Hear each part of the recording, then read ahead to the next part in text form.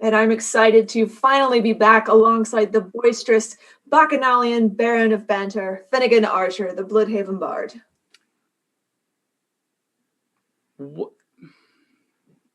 Okay. Love it. Once again, with feeling. Ladies and gentlemen. Seekers of the stage. Denizens of the dramatic. Refugees from reality. Creatures of all heights, hues, and humors. Welcome to the Season 2 premiere of What Streams May Come, presented by Chaotic Tiefling Productions. Tonight I am joined by the magically macabre and majestically mystifying Lady of Shadows, Jessica Skellington. And I'm excited to finally be back alongside the boisterous Bacchanalian Baron of Banter, Finnegan Archer, the Bloodhaven Bard. Last year, we brought you a season of Shakespeare plays performed by thespians driven out of the stage lights by the perils of our present pandemic, leaving us without a place to perform our craft. Tonight, we return with Season 2. As we have done in Season 1, Finn and I have chosen one of Shakespeare's plays and made an open call to performers. What is unique about these readings is, aside from choosing the show, the casting is completely random. Through the magic of spreadsheet randomizers, every actor has an equal chance of being paired with any role, regardless of age, gender, or any other considerations. And as you will see, this often makes for hilarious interpretations of the characters, or they provide a new spin on what you may have seen done in live theater. But before we get to tonight's show, let me invite you all to join us tomorrow morning once you have gone to bed, hopefully satisfied and entertained with our shenanigans tonight, and wake up tomorrow to join us for a new show, a new campaign called Utharian Legends by the Sunday Brunch Club right here on Chaotic Tiefling. A group of 5 familiar faces will be performing a new D&D game, taking on all new characters in a completely original homebrew setting. So please be with us tomorrow morning at 11 o'clock right here on Chaotic Tiefling. But tonight, our performance will be The Comedy of Errors. To bring you this story, we welcome to the stream a talented troupe of troubadours. Players, as I call out tonight's cast of characters, please introduce yourself and say hello to the lovely audience. Antipholus of Syracuse. Hello, everyone. I'm at D&D Jordan Lee. Welcome, Jordan. Dromio of Syracuse. Hi, everybody. I'm Your Majesty. Welcome back, Your Majesty. Adriana. Oh, my dear. My dear, can we hear your voice? Because we did not. Hi, everyone. I'm Trieste. You're muted. There you are, dear. Lovely to hear your voice this time. Antipholus of Ephesus. NATO at your service. Glad to see you again, NATO, as always. Dromio of Ephesus. Hello, it's Melodic Blue. Welcome back and welcome in, Melodic. Luciana. Hi, Joseph. Welcome back, Joseph. Angelo. Hello, Lydia Gaz here. Lovely to see you again, Lydia. Solinus. Hello, hello. Sarah B. Strange here. Welcome back, Strange. Aegeon. Right there. Hi, I'm Ruth. Lovely to see you again, Ruth. Amelia. I will be reading that role tonight. Oh, that is right. Lovely. Jess gets to play a role tonight. Special treat to launch Season 2. The second merchant. Hello, Michael here. Welcome back, Michael. Playing both Loose and Pinch. Hi, I'm Celine. Welcome on, Celine. Playing the courtesan. Good evening, I'm DM Sarah. Lovely for you to join us, DM Sarah. And the officer. Hello, April Reagan. Nice to see you again, April. And last but not least, playing the jailer, first merchant, Balthazar, and servant, all encompassed by... Casey, and Casey, the adjunct GM. Man, that's a lot of Casey. You know So it. glad you could bring all of that, Casey. But before we start tonight, dear friends, we do have a somber announcement that another friend of the group that launched What Streams May Come has taken his final curtain call. On January 11th, Douglas Couch passed away due to complications from COVID-19. Doug was every community theater's dream actor. He was a talented singer and thespian. He was never afraid to take a risk and go all the way for the role.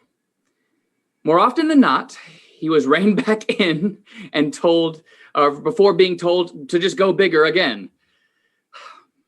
He was always one who would run lines with the rest of the cast, and always was the first off book. He became such a fixture at our own little theater, and he gained quite the following.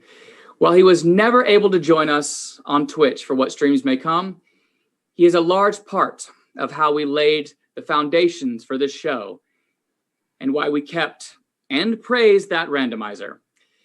In almost every reading we did with Doug was cast as a woman, though identifying as male, and owned it. Just absolutely drove the part home every time. From Titania to Nerissa to Juno, Doug was always down to party Barty with us.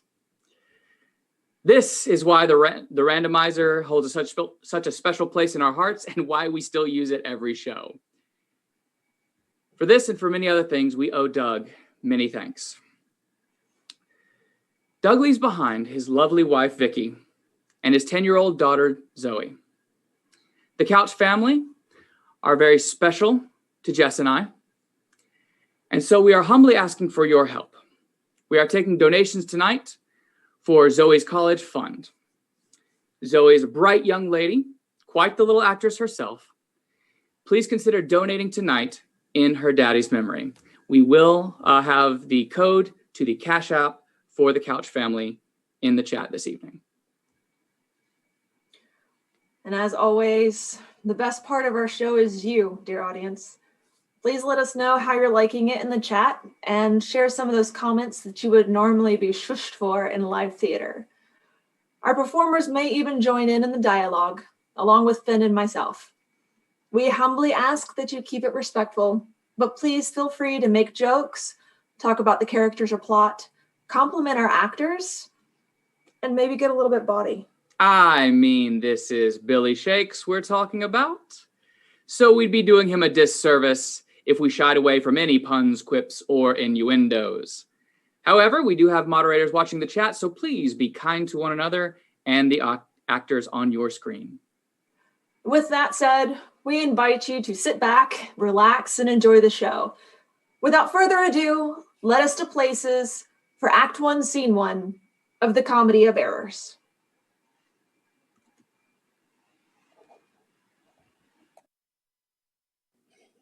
Proceed, Selenius, to procure my fall, and by the doom of death in woes and all.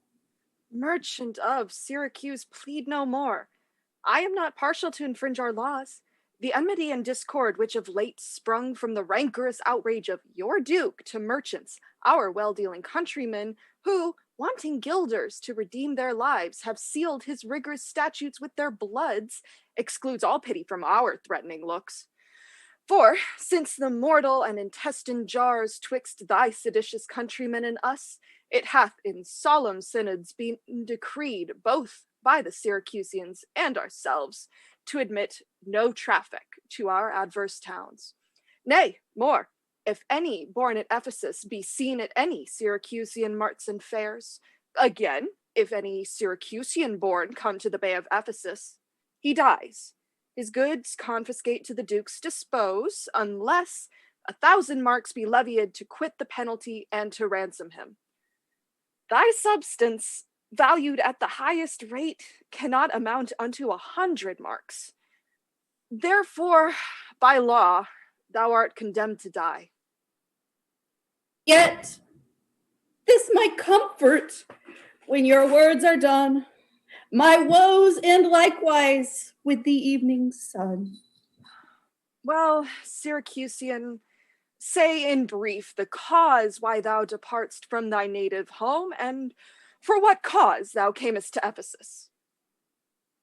A heavier task could not have been imposed than I to speak my griefs unspeakable. Yet that the world may witness that my end was wrought by nature, not by vile offense, I'll utter what my sorrow gives me leave. In Syracuse I was born and wed unto a woman, happy but for me, and by me had not our hap been bad. With her I lived in joy. Our wealth increased by prosperous voyages I often made to the Epitome till my factor's death. And the great care of goods at random left drew me from kind embracements of my spouse, from whom my absence was not 6 months old before herself almost at fainting under the pleasing punishment that women bear, had made provisions for her following me, and soon and safe arrived where I was. Had she not been long, but she became a joyful mother of 2 goodly sons, and which was strange, the one so like the other, as could not be distinguished but by names. That very hour, and in the selfsame inn, a meaner woman was delivered, of such a burden, male twins alike. Those, for their parents were exceedingly poor, I bought and brought up to attend my sons. My wife, not meaningly proud of 2 such boys, made daily motions for our home return. Unwillingly, I agreed. Alas, too soon we came aboard. A league from Epitome we sailed before the always wind-obeying deep gave any tragic instance of our harm. But longer did we not retain much hope, for what obscured light the heavens did grant did but convey unto our fearful minds a doubtful warrant of immediate death, which though myself would greatly have embraced, yet the incessant weepings of my wife, weeping before what she saw must come, and piteous plainings of the pretty babes that mourned for fashion, ignorant of what to fear, forced me to seek delays for them and me. And this it was, for other means was none. The sailors sought safety by our boat and left the ship, then sinking right to us. My wife, more careful for the latter born, hastened him unto a small spare mast. Such seafaring men provide for storms. To him, one of the other twins was bound, whilst I had been like heedful of the other. The children thus disposed, my wife and I, fixing our eyes on whom our care was fixed, fastened ourselves at either end of the mast, and floating straight, obedient to the stream, was carried toward Corinth, as we thought. At length, the sun, gazing upon the earth, dispersed those vapors that offended us, and by benefit of his wished light, the sea waxed calm, and we discovered 2 ships from far, making amain to us, of Corinth, of Epardus this. But ere they came, oh, let me say no more. Gather the sequel by that went before. Nay, forward, old man, do not break off so, for we may pity, though not pardon thee. Oh, had the gods done so, And I had not now worthily timmed that merciless to us, for ere the ships could meet by twice 5 leagues, we were encountered by a mighty rock, which, being violently borne upon our helpful ship, was splitted in the midst. So that in this unjust divorce of us, fortune had left to both of us alike what to delight in, what to sorrow for. Her part, poor soul, seemingly as burdened with lesser weight, but not with lesser woe, was carried with more speed before the wind. And in our sight, thy 3 were taken up by fishermen of Corinth, as we thought. At length, another ship had seized on us, and knowing whom it was their hap to save, gave helpful welcome to their shipwrecked guests, and would have reft the fishers of their prey, had not their bark been very slow of sail. And therefore homeward they did bend their course. Thus have you heard me serve from my bliss, that by misfortunes my life was prolonged, to tell sad stories of my own mishaps. And for the sake of them thou sorrowest for, do me the favor to dilate at full what hath befallen of them and thee till now. My youngest boy, and yet my eldest care, at 18 years became inquisitive after his brother, and importuned me that his attendant, so his case was like, reft of his brother, but retained his name, might bear him company in the quest of him, whom whilst I labored of love to see, I hazard the loss of whom I loved.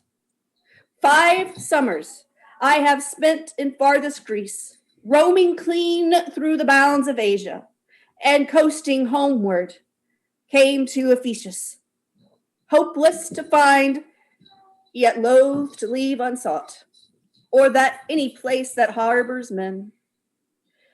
But here must end the story of my life, and happy were I in my timely death, could all my travels warrant me they live. Hapless Aegeon, whom the fates have marked to bear the extremity of dire mishap. Now, trust me, were it not against our laws, against my crown, my oath, my dignity, which princes would they may not disannul, my soul would sue as advocate for thee.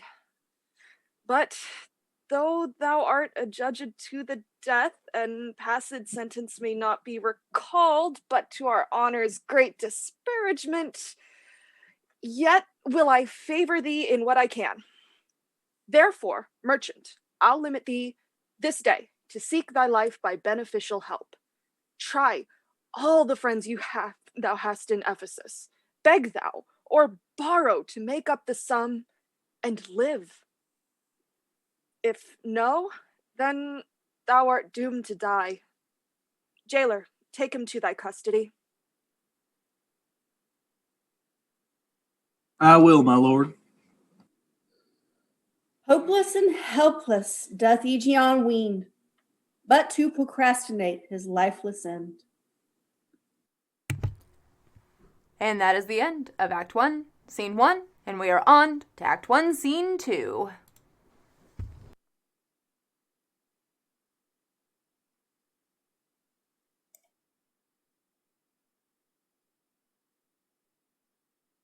Therefore, give out you are of Epidamnum, lest that your gods too soon be confiscate. This very day a Syracusian merchant is apprehended for a rival here, not being able to buy out his life, according to the statute of the town, dies ere the wary sun set in the west. There's your money that I had to keep. Go, bear it to the centaur where we host, and stay there, Dromio, till I come to thee. Within this hour it'll be dinner time. Till that, I'll view the manners of the town, peruse the traders, gaze upon the buildings, and then return and sleep within mine inn. For with long travel I am stiff and weary. Get thee away. Many a man would take you at your word and go, indeed, having so good a mien. A trusty villain, sir, that very oft, when I am dull with care and melancholy, lightens my humour with his merry jests. What, will you walk with me about the town, and then go to my inn and dine with me? I am invited, sir, to certain merchants, of whom I hope to make much benefit. I crave your pardon, soon at 5 o'clock. Please you, I'll meet with you upon the mart, and afterwards consort you till bedtime. My present business calls me from you for now. Farewell till then. I will go lose myself and wander up and down to view the city. Sir, I commend you to your own content. He that commends me to mine own content commends me the thing I cannot get. I to the world am like a drop of water, that in the ocean seeks another drop, who, falling there to find his fellow forth, unseen, inquisitive, confounds himself. So I, to find a mother and brother, in quest of them, unhappy, lose myself. Here comes the almanac of my true date. What now? How chance thou art returned so soon? Returned so soon? Rather approached too late. The capon burns, the pig falls from the spit. The clock hath struck 12 upon the bell. My mistress made it 1 upon my cheek. She is so hot because the meat is cold. The meat is cold because you come not home. You come not home because you have no stomach. You have no stomach, having broke your fast. But we know what is to fast and pray, are penitent for your default today. Stop it in your wind, sir. Tell me this, I pray. Where have you left the money that I gave you? Oh, 6 pence that I had a Wednesday last to pay the saddler for my mistress's crupper. The saddler had it, sir. I kept it not. I'm not in a sportive humor now. Tell me and dally not, where is the money? We being strangers here, how darest thou trust so great a charge from thine own custody? I pray you jest, sir, as you sit at dinner. I from my mistress come to you in post. If I return, I shall be post indeed, for she will scour your fault upon my pate. Methinks your maw, like mine, should be your clock, and strike you home without a messenger. Come, Dromio, come. These jests are out of season. Reserve them till a merrier hour than this? Where's the gold I gave in charge to thee? To me, sir? Why, you gave no gold to me. Come on, sir. Knave, have done your foolishness, and tell me how thou hast disposed thy charge. My charge was but to fetch you from the mart home to your house, the Phoenix, sir, to dinner. My mistress and her sister stays for you.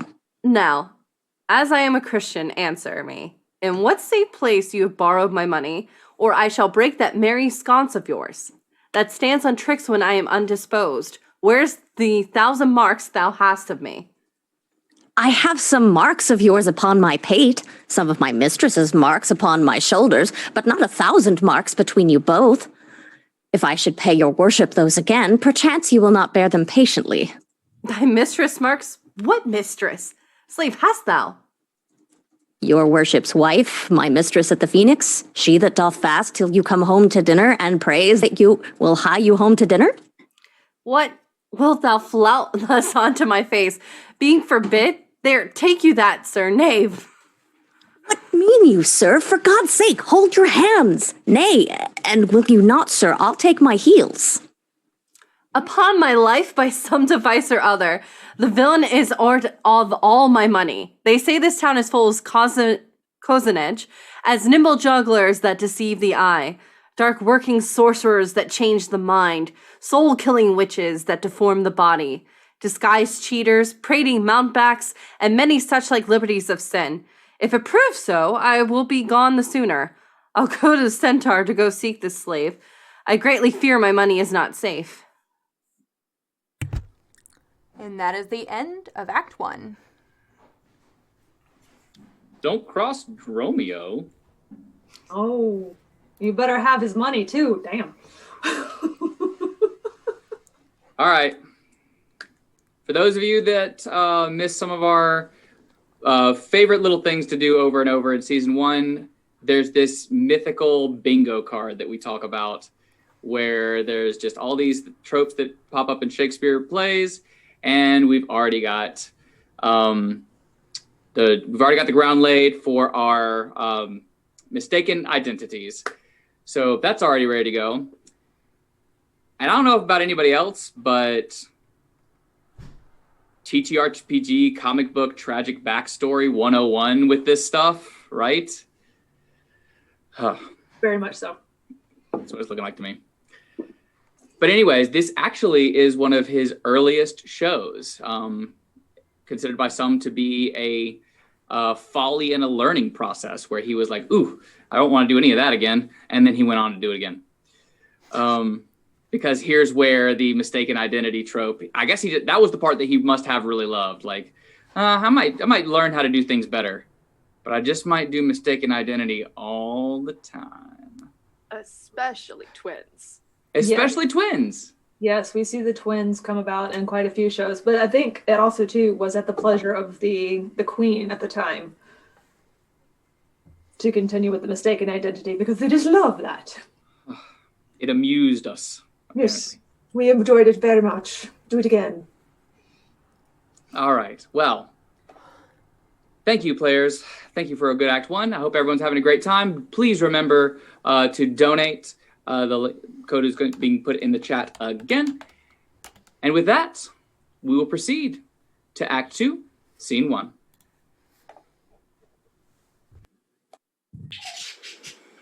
Neither my husband nor the slave returned that in such haste I sent to seek his master. Sure, Luciana, it is 2:00. Perhaps some merchant hath invited him, and from the mart is somewhere gone to dinner. Good sister, let us dine and never fret. A man is master of his liberty. Time is their master, and when they see time, they'll go or come. If so, be patient, sister. Why should their liberty then ours be more? Because their business still lies out of door. When I serve him so, he takes it ill. Oh no, he's in the bridle of your will. There's none but asses will be bridled so. Why, headstrong liberty is lashed with woe. There's nothing situate under heaven's eye but hath his bound in earth and sea and sky. The beasts, the fishes, and the winged fowls are their male subjects at their controls. Man more divine, the masters of all these. Lord of the wide world and wild watery seas, endued with intellectual sense and souls, of more preeminence their fish and fowls, are masters for their females and their lords, then let you will attend on their accords. This servitude makes you to keep unwed. Not this, but troubles of the marriage bed. But were you wedded, you would bear some sway. Ere I learn, love, I'll practice to obey. How if your husband starts some other where? Till he come home again, I would forbear. Patience unmoved. No marvel though she pause, they can be meek that have no other cause. A wretched soul, bruised with adversity, we bid be quiet when we hear it cry. But were we burdened with like weight of pain, as much or more we should ourselves complain. So thou that hast no unkind mate to grieve thee, with urging, helpless patience would relieve me. But if thou live to see the right bereft, this fool-begged patience in thee will be left.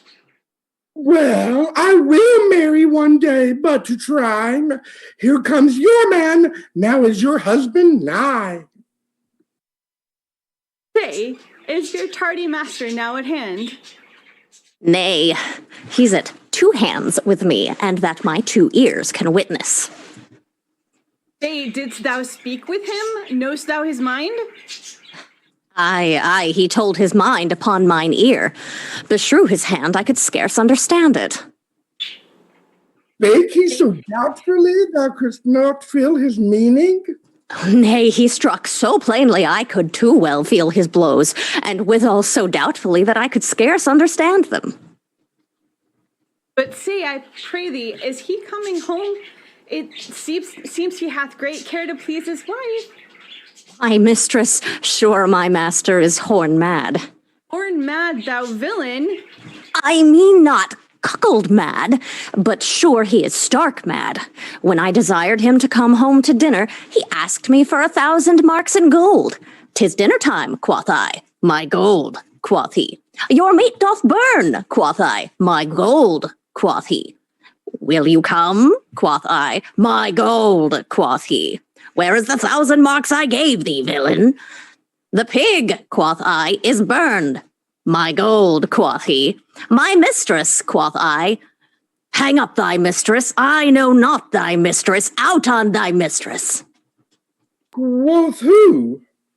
Quoth my master. I know, quoth he, no house, no wife, no mistress. So that my errand do unto my tongue, I thank him I bear home upon my shoulders, for in conclusion, he did beat me there. Go back again, thou slave, and fetch him home.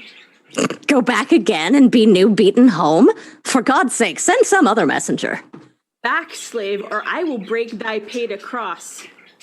And he will bless that cross with another beating. Between you, I shall have a holy head. Hence, prating peasant, fetch thy master home. Am I so round with you as you with me, that like a football you do spurn me thus? You spurn me hence, and he will spurn me hither. If I last in this service, you must case me in leather. Fie, how impatience lureth in your face! His company must do his minions grace, whilst I at home starve for a merry look. Hath homely age the alluring beauty took from my poor cheek? Then he hath wasted it. Are my discourses dull? Barren my wit? If voluble and sharp discord be married, unkindness blunts it more than marble hard. To their gay vestments his affections bait? That's not my fault. He's master of my state. What ruins in me that can be found by him not ruined? Then he is the ground of my defeatures. My decayed fair, a sunny look of his would soon repair. But too unruly dear he breaks the pale and feeds from home. Poor I am, but his stale. Self-harming jealousy, fie, be to tents. Unfeeling fools with such wrongs dispense. I know his eye doth homage otherwhere, but else what lets it but he would be here? Sister, you know he promised me a chain. Would that alone, O love, he would detain? So he would keep fair quarter with his bed. I see the jewel best enameled will lose his beauty. Yet the gold bides still that others touch, and often touching will wear gold. Yet no man that hath a name by falsehood and corruption doth it shame. Since that my beauty cannot please his eye, I'll weep what's left away, and weeping die. How many fond fools serve mad jealousy? All right, that is the end of Act 2, Scene 2, and we are on to Act 2, Scene 3.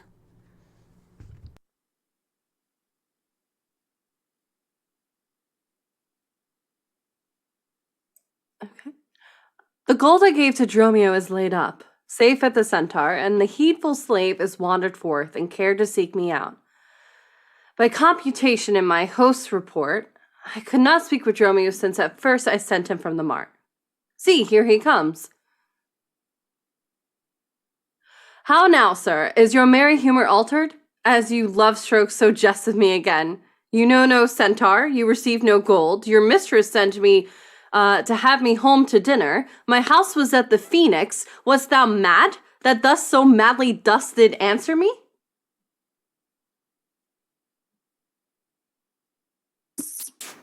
What answer, sir? When spake I such a word? Even now! Even here, not half an hour since. I did not see you since you had sent me hence, home to the centaur with the gold you gave me. Villain, thou didst deny the gold's receipt, and toldest me of a mistress and a dinner, for which I hope thou feltest I was displeased. I am glad to see you in this merry vein. What means this jest? I pray you, master, tell me. Yeah, dost thou jeer and flout me in the teeth? Thinkest thou I jest? Hold, take thou that and that. Ow! Ow! Hold, sir! For God's sake! Now your jest is earnest. Upon what bargain do you give it me? Because that I familiarly sometimes do use you for my fool and chat with you. Your sauciness will jest upon my love and make a comment of my serious hours. When the sun shines, let foolish gnats make sport, but creep in crannies when he hides his beams. If you will jest with me, know my aspect, and fashion your demeanor to my looks, or I will beat this method into your sconce. Sconce, call you it. So you would leave battering. I had rather have it at a head. And you use these blows long. I must get a sconce for my head and ensconce it too, or else I shall seek my wit in my shoulders. But I pray, sir, why am I beaten? Dost thou not know? Nothing, sir, but that I am beaten. Shall I tell you why? Aye, sir, and wherefore? For they say every why hath a wherefore. Why first, for flouting me, and then wherefore, for urging the second time to me.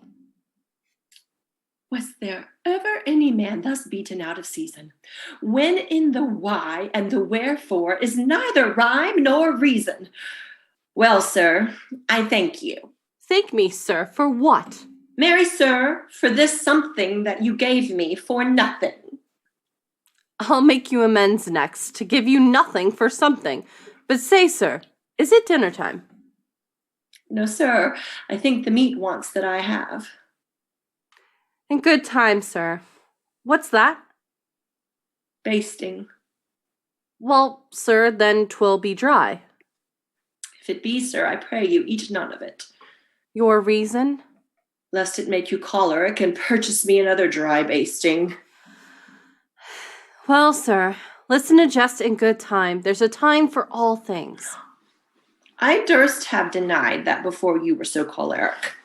By what rule, sir? Marry, sir, by a rule as plain as the plain bald pate of Father Time himself. Let's hear it. There's no time for a man to recover his hair that grows bald by nature.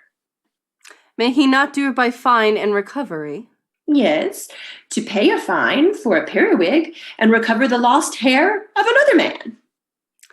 Why is time such of hair, being as it is, so plentiful in excrement? Because it is a blessing that he bestows on beasts, and what he hath scanted men in hair, he hath given them in wit. Why, but there's many a man hath more hair than wit. Not a man of those, but he hath the wit to lose his hair. Why, thou didst conclude hairy men plain dealers without wit. The plainer the dealer, the sooner lost. Yet he loseth it in a kind of jollity. For what reason? For two, and sound ones too. Nay, not sound, I pray you. Sure ones, then. Nay, not sure, in a thing falsing. Certain ones, then. Name them. The one, to save the money that he spends in tiring. The other, that at dinner they should not drop in his porridge. You would all this time have proved there is no time for all things? Marry, and did, sir. Namely, in no time to recover hair lost by nature. But your reason was not substantial why there is no time to recover. Thus I mend it. Time himself is bald, and therefore to the world's end will have bald followers. I knew 'twould be a bald conclusion. But soft, who wafts us yonder? I, Antipholus, look strange and frown. Some other mistress hath thy sweet aspects. I am not Adriana, nor thy wife. The time was once when thou unurged wouldst vow that never words were music to thine ear, that never object pleasing to thine eye, that never touch well welcome to thy hand, that never meat sweet flavored in thy taste, unless I spake or looked or touched or carved to thee. How comes it now, my husband? Oh, how comes it that thou art thus estranged from thyself? Thyself, I call it, being strange to me, that undividable, incorporate, am better than thy dear self's better part. Ah, do not tear away thyself from me. For know, my love, as easy mayest thou fall a drop of water in the breaking gulf, and take unmingled thence that drop again, without addition or diminishing, as take from me thyself, and not me too. How dearly would it touch thee to the quick, shouldst thou be but hear that I were licentious, and that this body consecrate to thee by ruffian lust should be contaminate? Wouldst thou not spit at me and spurn at me and hurl the name of husband in my face, and tear the stained skin off my harlot brow, and from my false hand cut the wedding ring, and break it with a deep divorcing vow? I know thou canst, and therefore see thou do it. I am possessed with an adulterate blot. My blood is mingled with the crime of lust. For if we two be one, and thou play false, I do digest the poison of thy flesh. Being strumpeted by thy contagion, keep then fair league, and truce with thy true bed. I live disdained, thou undishonored. Plead you to me, fair dame, I know you not. In Ephesus I am but 2 hours old, as strange unto your town as you talk, who every word by all my wit will be scanned. What wit in all one word to understand? Fie, brother, how the world is changed with you. When were you wont you use my sister thus? She sent for you by Dromio home to dinner. By Dromio? By me? By thee, and this thou didst return from him, that he did buffet thee, and in his blows denied my house for his, me for his wife. Did you converse, sir, with this gentlewoman? What is this course and drift of your compact? I never saw her until this time. Villain, thou liest, for even her very words didst thou deliver to me on the mart. I never spake with her in all my life. How can she be thus, then call us by our names, unless it can be by inspiration? How ill it agrees with your gravity to counterfeit thus grossly with your slave, abetting him to thwart me in my mood. Be it my wrong you are from me exempt, but wrong not that wrong with a more contempt. Come, I will fasten on this sleeve of thine. Thou art an elm, my husband. I a vine, whose weakness married to thy stronger state makes me with thy strength to communicate. If aught possesses thee from me, is it dross, usurping ivy, briar, or idle moss? Who, all for want of pruning with intrusion, infect thy sap and live on thy confusion? To me she speaks. She moves me for her theme. What, was I married to her in my dream? Or sleep I now and think I hear all this? What error drives our eyes and ears amiss? Until I know the sure uncertainty, I'll entertain this offered fallacy. Dromio, go bid the servants spread for dinner. My beads cross me for a sinner. This is the fairyland, oh spite of spites. We talk with goblins, owls, and sprites. If we obey them not, this will ensue. They'll suck our breath or pitch us black and blue. Why press thou to thyself and answerest not? Dromio, thou smell, thou slug, thou sot. I am transformed, master. Am I not? I think thou art in mind, and so am I. Nay, master, both in mind and in my shape. Thou hast thine own form. No, I am an ape. If thou art changed into aught, 'tis to an ass. It's true. She rides me, and I long for grass. 'Tis so, I am an ass, else it could never be, but I should know her well as she knows me. Come, no longer will I be a fool to put the finger in the eye and weep, whilst man and master laugh my woes to scorn. Come, sir, to dinner. Dromio, keep the gate. Husband, I'll dine above with you today and shrive you of 1,000 idle pranks. Sirrah, if any ask you for your master, say he dines forth, and let no creature enter. Come, sister. Dromio, play the porter well. Am I in earth? In heaven? In hell? Sleeping or waking, mad or well-advised? Known unto these and myself disguised, I'll say as they say and persevere so, and in this midst that all adventures go. Master, shall I be porter at the gate? Aye, and let none enter, lest I break your pate. Come, Antipholus, we dine too late. All right, and that is the end of Act 2. Yep. Like, just... I love y'all. Okay, so we loved the phrase, let me be writ an ass, or I have been writ an ass, or though it not be writ, I am an ass. We loved that one from Much Ado About Nothing. Now we have She Rides Me and I Long for Grass. Dragon. Oh, dragon. No. I don't know if Dragon can get away with that one. Well, I mean, I know the man is listening. we can't. But- Well, no. We could make it a little more like PG with the ... Okay, and we would know what it was ... I long for grass. He's on it. Our people are on it. Thank you, Dragon. Okay. Oh my goodness. But yeah, like this whole what world am I in? This is giving me like just very big Jumanji vibes. The Syracuse boys just stepped into Jumanji and they have no clue how everyone knows them.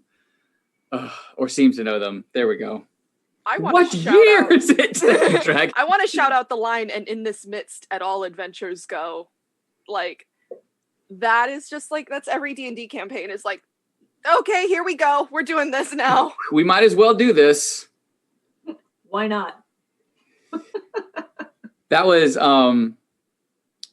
Antipholus's thing. Like Dromio's freaking out and Antipholus like, well, we might as well do this. I guess we just might as well do what the people say, because we're the crazy ones, I suppose. Yeah. Whew. Can we just talk about a second how the this act started and then the chat just exploded? Yep. It was like you guys picked up right where we left off at the end of last season and then just went whoosh. And it's officially back. There we go. When the chat kicks in. Man, when that chat drops, it's when it just hits different. It really does. Okay. All right. But if everyone else is ready, let us proceed to Act 3, Scene 1.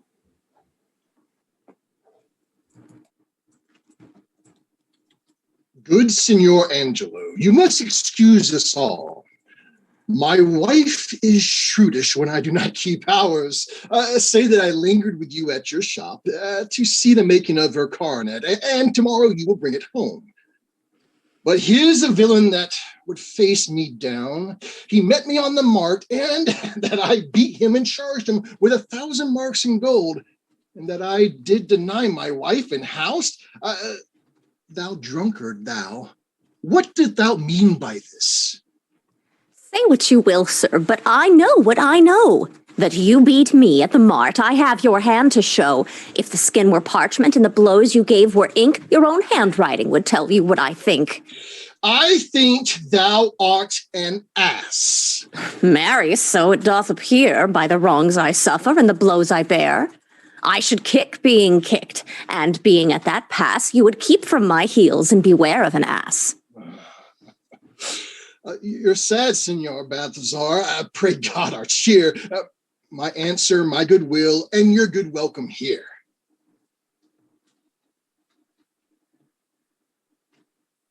You're muted.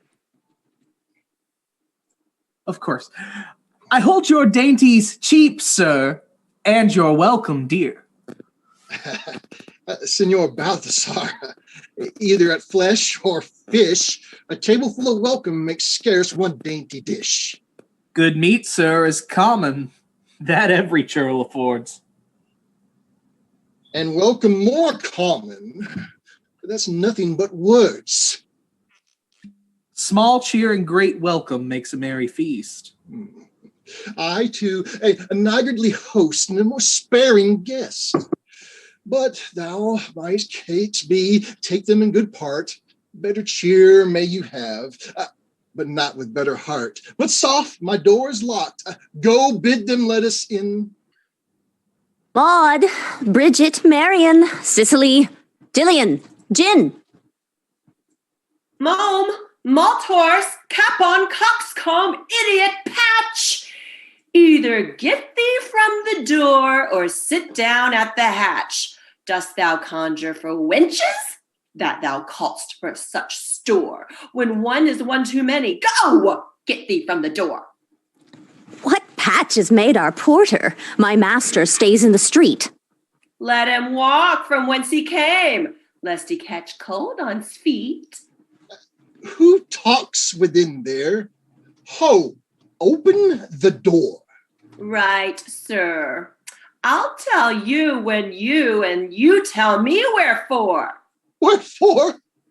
My dinner. I have not dined today. Nor today. Here, you must not. Come again when you may. What art thou that keeps me from the house I owe? The porter for this time, sir, and my name is Dromio. Oh, villain, thou hast stolen both mine office and my name. The one ne'er got me credit, the other is mickle blame. If thou hadst been Dromio today in my place, thou wouldst have changed thy face for a name, or thy name for an ass. What a coil is there, Dromio? Who are those at the gate? Let my master in, Luce. Faith, no, he comes too late, and so tell your master. Oh, Lord, I must laugh. Have at you with a proverb. Shall I set in my staff? Have at you with another. That's when can you tell? If thy name be called Luce, thou hast answered him well. Do you hear, you minion? You'll let us in, I hope. I thought to have asked you. And you said no. So come help. Well struck. There was blow for blow. Thou baggage, let me in. Can you tell for whose sake? Master, knock the door hard. Let him knock till it ache. You'll cry for this, minion. If I beat the boar down, that is a door. What needs all that? And a pair of stocks in the town. Who is that at the door that keeps all this noise? By my troth, your town is troubled with unruly boys. Are you there, wife?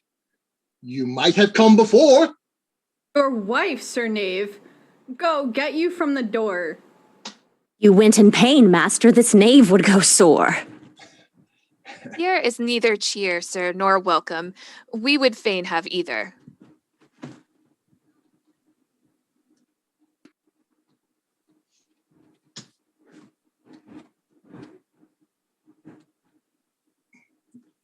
In debating which was best, we shall part with neither. They stand at the door, master. Bid them welcome hither. There is something in the wind that we cannot get in. You would say so, master, if your garments were thin. Your cake there is warm within. You stand here in the cold. It would make a man mad as a buck to be so bought and sold. Oh, fetch me something. I'll break open the gate. Break. Any breaking here, and I'll break your knave's pate. A man may break a word with you, sir, and words are but wind. Aye, and break it in your face, so he break it not behind. It seems thou want'st breaking. Out upon thee, hind! Here's too much out upon thee. I pray thee, let me in. Aye, when fowls have no feathers and fish have no fin. Well, I'll break in. Go borrow me a crow. Crow without feather? Master, mean you so? For a fish without a fin, there's a fowl without a feather. If a crow help us in, sirrah, we'll pluck a crow together. Go get thee gone, and fetch me an iron crow. Have patience, sir. Oh, let it not be so. Herein you war against your reputation, and draw within the compass of suspect the unviolated honor of your wife. Once this your long experience of her wisdom, her sober virtue, years, and modesty, plead on her part some cause to you unknown, and doubt not, sir, but she will well excuse. Why, at this time the doors are made against you. Be ruled by me. Depart in patience, and let us together to the Tiger all to dinner. And about evening come yourself alone, to know the reason of this strange restraint. If by strong hand you offer to break in, now in the stirring passage of the day, a vulgar comment will be made of it, and that supposed by the common route against your yet ungalled estimation, that may with foul intrusion enter in and dwell upon your grave when you are dead. For slander lives upon succession, forever housed where it gets possession. You have prevailed, and I will depart in quiet, and, despite of my mirth, mean to be merry. Oh, I know a wrench of excellent discourse, pretty witty, wild, and yet too gentle. There we will dine. This woman that I mean, my wife, but I protest without desert, hath often unbridled me withal. To her will we to dine. Get you home and fetch the chain. And by this I'll know 'tis made. Bring it, I pray you, to the porcupine, and there in the house that chain I shall bestow. Yet nothing but to spite my wife upon my mistress there. Her hostess, that is. Good sir, make haste. Since my own doors refuse to entertain me, I'll knock elsewhere to see if they disdain me. I'll meet you at the place some hour hence. Do so. This jest shall cost me some expense. All right, that is the end of Act 3, Scene 1, and we are on to Act 3, Scene 2.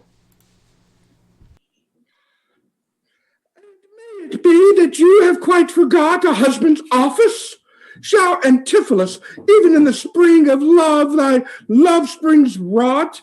Shall love in building grow so ruinous? If you did wed my sister for her wealth, then for her wealth's sake use her with more kindness, or if you like elsewhere, do it by stealth. Muffle your false love with some show of blindness. Let not my sister read it in your eye. Be not thy tongue thy own shame's orator. Look sweet, be fair, become disloyalty. A pair of vice like virtue is harbinger. Bear fair presence, though your heart be tainted. Teach sin the carriage of a holy saint. Be secret false. What need she be acquainted? What simple thief brags of his own attaint? 'Tis double wrong to truant with your bed, and let her read it in thy looks at board. Shame have a bastard fame well managed. Ill deeds is doubled with an evil word. Alas, poor women, make us but believe, being compact of credit, that you love us. Though others have the arm, show us the sleeve. When we in your motion turn, and you may move us, then, gentle brother, get you in again. Comfort my sister, cheer her, call her wife. 'Tis holy sport to be a little vain, when the sweet breath of flattery conquers strife. Sweet mistress, what your name is else I not know, nor by what wonder you do hit of mine. Less in your knowledge and your grace you shall not, than our earth's wonder, more than earth divine. Teach me, dear creature, how to think and speak, lay open to my earthly gross conceit, smothered in errors, feeble, shallow, weak, the folded meaning of your words' deceit. Against my soul's pure truth why labor you, to make it wander in an uncertain field? Are you a god? Would you create me new? Transform me then, and to your power I'll yield. But if that I am, I then will I know, your weeping sister is no wife of mine, nor to her bed no homage do I owe. Far more, to you do I decline. O train me not, sweet mermaid, with thy note, to drown me in thy sister's flood of tears. Sing, siren, for thyself, and I will dote, spread o'er the silver waves thy golden hairs, and as a bed I'll take them and there lie, and in that glorious supposition think, he gains by death that hath such means to die. Let love, being light, be drowned if she sink. What? Are you mad? That you do reason so?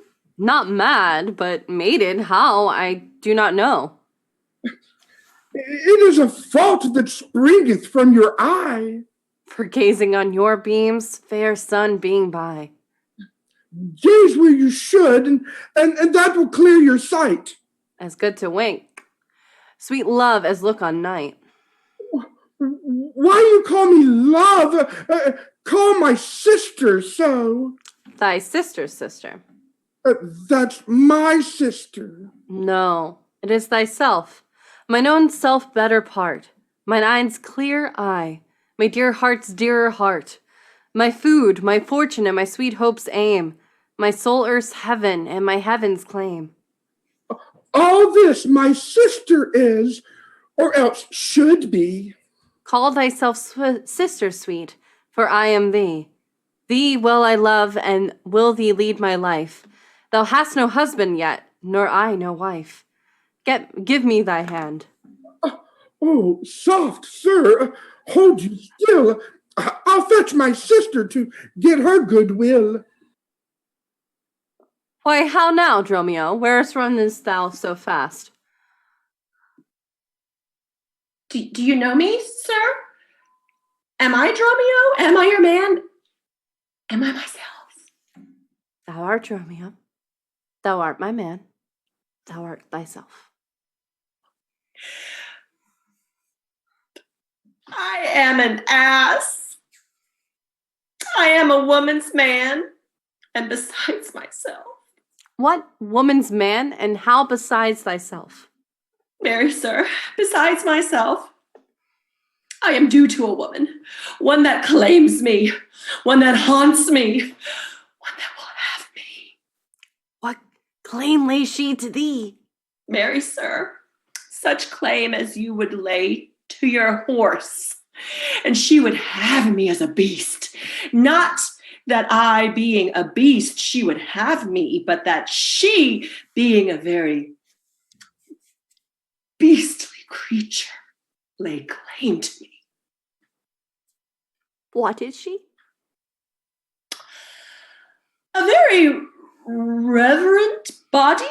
I, such a one as a man may not speak of without he say, Sir, reverence. I have but lean luck in the match, and yet Is she a wondrous fat marriage? Dost thou mean a fat marriage? Marry, sir, she's the kitchen wench, and all grease, and I know not what use to put her to, but to make a lamp of her and run from her by her own light. I warrant her rags and the tallow in them I will burn a Poland winter. If she lives till doomsday, she'll burn a week longer than the whole world. What complexion is she of? Swart like my shoe, but her face nothing like so clean kept. For why? She sweats a man may go o'er shoes in the grime of it. That's a fault that water will mend. No, sir, 'tis in grain. Noah's flood could not undo it. What's her name? Nell, sir. But her name and 3/4, that's an L and 3/4, will not measure her from hip to hip. Then she bears some breath. No longer from head to foot than from hip to hip. She is spherical, like a globe. I could count countries in her. And what part of her body stands Ireland? No, marry, sir. In her buttocks. I found it out by the bogs. Where's Scotland? I found it by the barrenness, hard in the palm of the hand. Where France?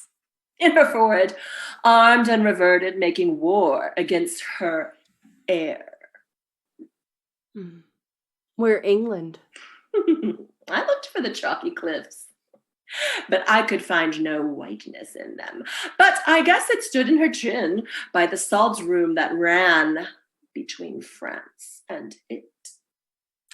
Where Spain? Faith, I saw it not, but I felt it in her hot breath. Where America? The Indies? No, sir. Upon her nose, all o'er embellished with rubies, carbuncles, sapphires, declining their rich aspect to the hot breath of Spain, who sent whole armadas of carracks to be the ballast at her nose. Where stood Belgium, the Netherlands? Oh, sir, I did not look so low. To conclude, this drudge or diviner laid claim to me, called me Dromio, swore I was assured to her, told me what privy marks I had about me, as the mark on my shoulder, the mole on my neck, the great wart on my left arm, and I, amazed, ran away from her as a witch. And I think if my breast had not been made of faith and heart of steel, she had transformed me to a curtal dog and made me turn in the wheel. Go, hide thee presently, post to the road, and if the wind blow any way from shore, I will not harbor in this town tonight. If any bark put forth, come to the march, where I will walk till thou return to me. If everyone knows us and we know none, 'tis time, I think, to trudge, pack, and be gone. Oh, as from a bear a man would run for life, so fly I from her that would be my wife. There's none but witches do inhabit here, and therefore 'tis high time that I were hence. She that doth call me husband, and even my soul, doth for a wife aber, but her fair sister, possessed with such a gentle sovereign grace, of such enchanting presence and discourse, hath almost made me traitor to myself. But lest myself be guilty to self-wrong, I'll stop mine ears against the mermaid's song. Master Antipholus. Aye, that's my name. I know it well, sir. Lo, here is the chain. I thought to have taken it you at the portapine. The chain unfinished made me stay thus long. What is your will that I shall do with this? What please yourself, sir. I have made it for you. Made it for me, sir? I bespoke it not. Not once, nor twice, but 20 times you have. Go home with it, please your wife withal, and soon at supper time I'll visit you, and then I'll receive the money for the chain. I pray you, sir, receive the money now, for fear you never see the chain nor money more. You are a merry man, sir. Fare you well. What I should think of this, I cannot tell. But this I think there's no man is so vain that refuse so fair an offered chain. I see a man here needs not live by shifts, when in the streets he meets such golden gifts. I'll to the mart, and there for Dromio stay. If any ship put out, then straight away. All right, and that is the end of Act 3. Act 3 was an experience. I'm so glad I wasn't the only one who immediately thought exit Dromio pursued by bear. Yes, exactly. Pursued by Luce in this case. Yeah, Luce needs that. She needs that man beast. I mean, whew. I performed and describing the hips as the continents. I mean, hot damn. Just the geography of this woman.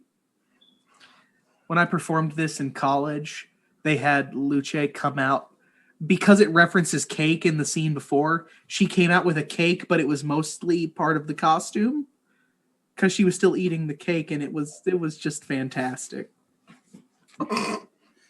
And now Wait, I could have had cake. They didn't send you a cake? You could have cake. Chaotic tiefling. We got to talk provide about props to our actors. I now I know. As an online theater, we do not provide props. Oh no, I would have brought my own cake. That is at your good pleasure, my dear. I mean, Bobo, or Sarah's little brother, did the he pursued by his own bear. He was pursued by his own bear. Yes. Oh man. It was awesome. Yeah, Dromio just had a day though. Mm-hmm. Whew. I love Act 2 and Act 3. That's really where it heats up. Like Act 1. Let's just do a little. Set the scene. We're gonna do some weird, awkward narration because let's be real. The narration is weird and awkward in Act 1. And then all of a sudden it's just slapstick. Just nothing but. Which is why it's so awesome. Just cue Benny Hill music. Don't actually cue Benny Hill music. Just saying. No, don't do that. But oof, my gods. Anyways, ladies and gentlemen, being the close of Act 3, this is a time for us to take our intermission, let our lovely actors and actresses get a brief respite so that they will be ready to entertain through Acts 4 and 5. Please remember to donate to tonight's cause for Zoe Couch. The link is the code for Cash App is repeatedly being posted in the chat. And Oracle, could you let us know when we should return? We will be back in 20 minutes. Thank you, 20. Thank you, 20.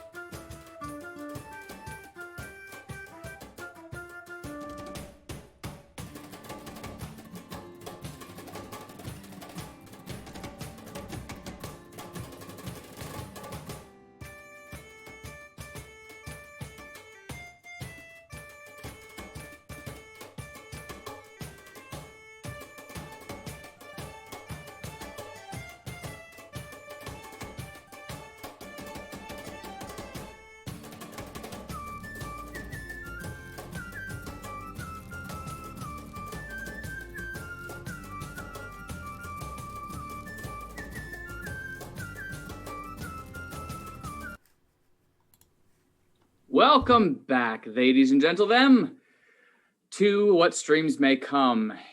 If you're just joining us, you are meeting us primed for Act 4 of The Comedy of Errors, the wonderful Shakespearean slapstick that will leave you in stitches.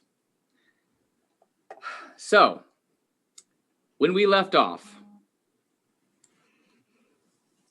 Antipholus and Dromio of Syracuse and Antipholus and Dromio of Ephesus were all having a day. Now, what kind of day depends on which twin you follow. So, before we return, let us please gently remind you that tonight we are raising money in memory of our dear friend Douglas Couch. Sorry, I put an R in his name for some reason. Doug would have, yeah. He would have laughed at you. He would have laughed at me. He would have not let that go, like, for the rest of ever. No. It would have been like, oh, there goes Friend again. Anyways, so we are raising for our good friend, Doug Couch, and his lovely daughter, Zoe. So if you would donate to the Cash App link that is in the chat tonight. Jess, do we have an idea of where we were on? Yes. So just prior to our intermission, we have raised $230 for little Miss Zoe. So thank you guys so very, very much for that. We definitely appreciate that. Every little bit goes a long way. So really appreciate you, lovelies. So if you would continue to keep that up in the night, and go ahead and share on whatever platform you have that would reach people who would be like-minded to help out our dear friends. So, that being said, everyone rested, ready, and primed for more? All right. Then let us continue to Act 4, Scene 1. You know, since Pentecost the sum is due, and since I have not much importuned you, nor now I had thought, but that I am bound to Persia, and want guilders for my voyage, therefore make present satisfaction, or I'll attach you by this officer. Even just the sum that I do owe to you is growing to me by Antipholus, and in the instant that I met with you, he had of me a chain. At 5 o'clock, I shall receive the money for the same. Please, you walk me down to this house, and I will discharge my bond and thank you.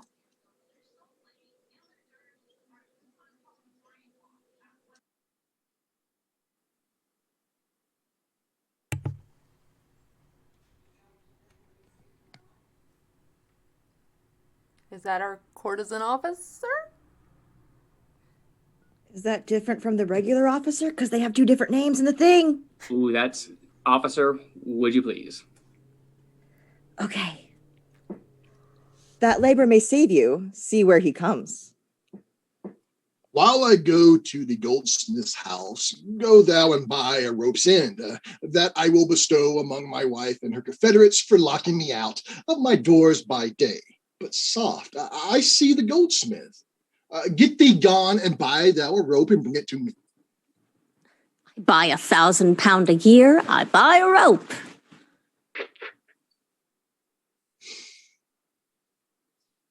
A man as well, Hullop, that trusts to you. I promised you presents and the chain, but neither chain nor goldsmith came to me.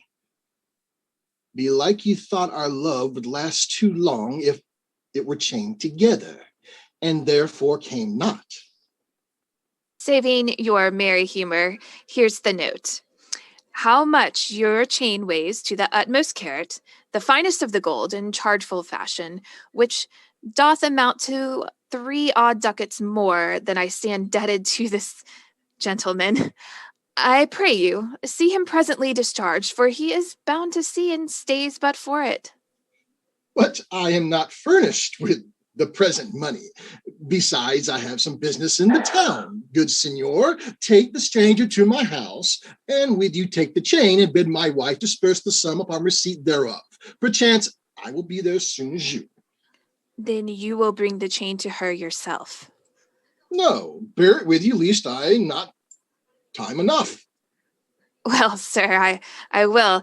Have you to the chain about you? And if I have not, sir, I hope that you have, or else you may return without your money. Nay, come, I pray you, sir, give me the chain. Both wind and tide stays for this gentleman, and I to blame have held him here too long. Good Lord! You use this dalliance to excuse your breach of promise to the Porpentine. I should have told you, bring it not, but like a shrew, first begin to brawl. The hour steals on. I pray you, sir, dispatch. You hear how he importunes me. The chain. Why, give it to my wife and fetch your money. Come, you know I gave it to you even now. Either send the chain or send me by some token. Now you run this humor out of breath. Come, where's the chain? I pray, let me see it. My business cannot brook this dalliance. Good sir, say where you'll answer me or no. If not, I'll leave him to the officer. I answer you? What should I answer you? The money that you owe me for the chain. I owe you none till I receive the chain. You know I gave it to you half an hour since. You gave me none. You wrong me much to say so. You wrong me more, sir, in denying it. Consider how it stands upon my credit. Well, officer, arrest him at my suit. I do. And charge you in the Duke's name. Obey me. This touches me in reputation. Either consent to pay this sum for me, or I attach you by this officer. Consent to pay thee? That I never had? Arrest me, foolish fellow, if thou darest. Here is thy fee. Arrest him, officer. I would not spare my brother in this case if he should scorn me so apparently. I do arrest you, sir, and you hear the suit. I do obey thee till I give thee bail. Basara, you shall buy this sport as dear as all the metal in your shop will answer. Sir, I will have law in Ephesus. To your notorious shame, I doubt it not. Master, there is a bark of Epidamnum that stays but till her owner comes aboard, and then she bears away. Our freightage, sir, I have conveyed on board, and I have bought the oil, the balsamum, and the aquavitae. The ship is in her trim. The merry wind blows far from land. They stay for naught at all but for their owner, master, and yourself. How now? I'm a madman. Why, thou peevish sheep! What ship of Edmund stays for me? A ship you sent me to hire waftage. Thou drunken slave, I sent thee for a rope, and told thee what purpose to what end. You sent me for a rope's end as soon you sent me to the bay, sir, for a bark. I will debate this matter at more leisure, and teach your ears to list without more heed. To Andrea, villain, hide thee straight, give her this key, and tell her the desk that covered over the Turkish tapestry, there is a purse of ducats. Let her stand it, tell her I am arrested in the street. That shall bail me. Hide thee, slave, be gone. On, officer. It's prison till it come.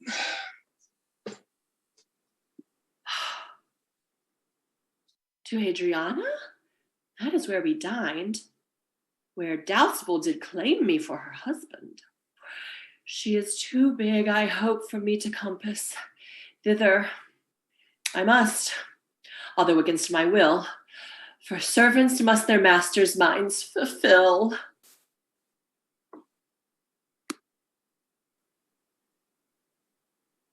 All right, and that is the end of Act 4, Scene 1, and we are on to Act 4, Scene 2.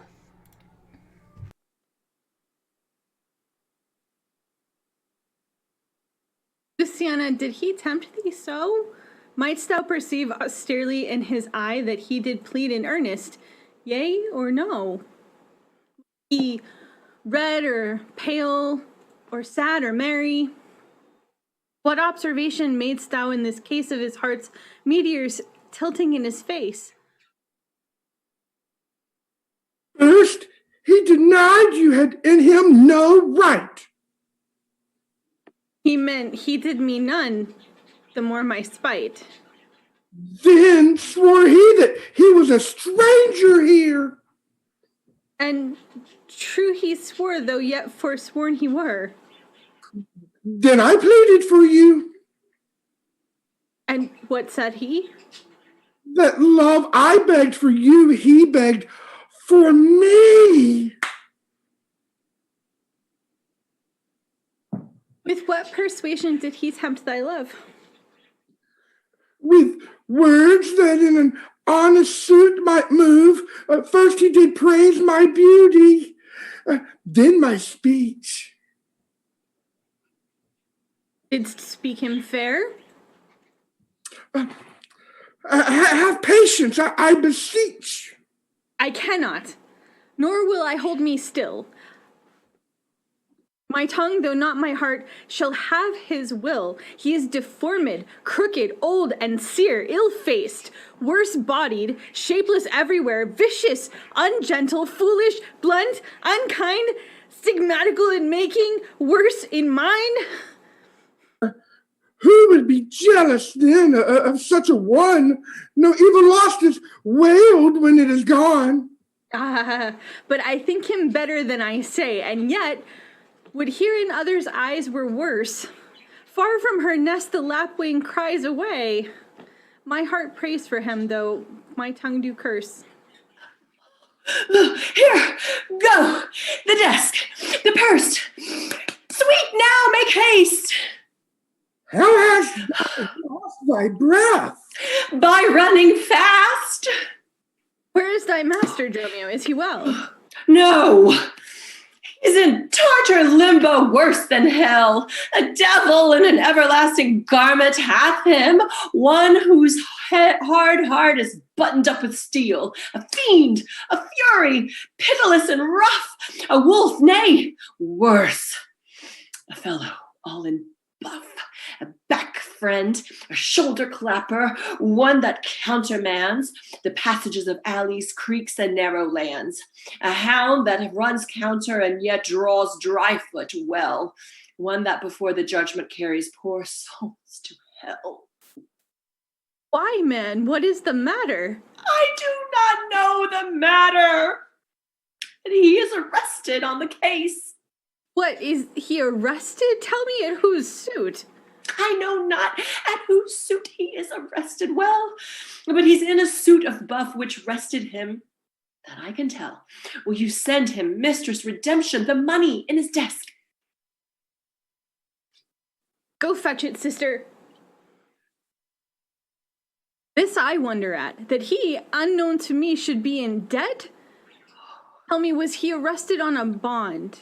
Not on a bond, but on a stronger thing, a chain. A chain! Do you not hear it ring? What, the chain? No, the bell. 'Tis time that we were gone. It was 2 ere I left him, and now the clock strikes 1. The hours come back. That did I never hear. Oh, yes. If any hour met a sergeant, he turns back for very fear. As if time were in debt.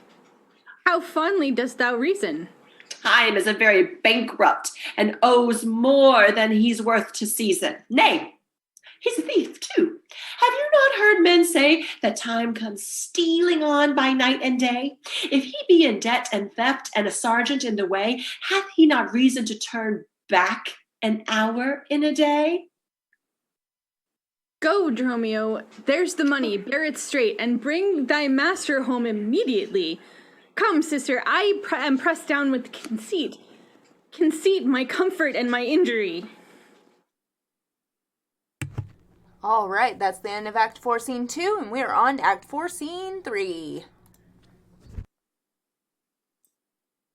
There's not a man I meet but doth salute me, as if I were their well-acquainted friend, and everyone doth call me by my name.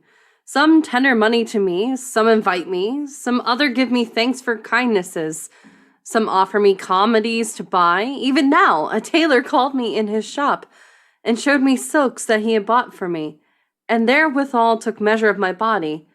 Sure, these are but imaginary wiles, and Lapland sorcerers inhabit here. Master, here's the gold you sent me for. What? Have you got redemption of the picture of old Adam new apparelled? What gold is this? What Adam dost thou mean? Not that Adam that had kept the paradise, but that Adam that keeps the prison. He that goes in the calfskin that was killed for the prodigal. He that came behind you, sir, like an evil angel and bid you forsake your liberty. I understand you not.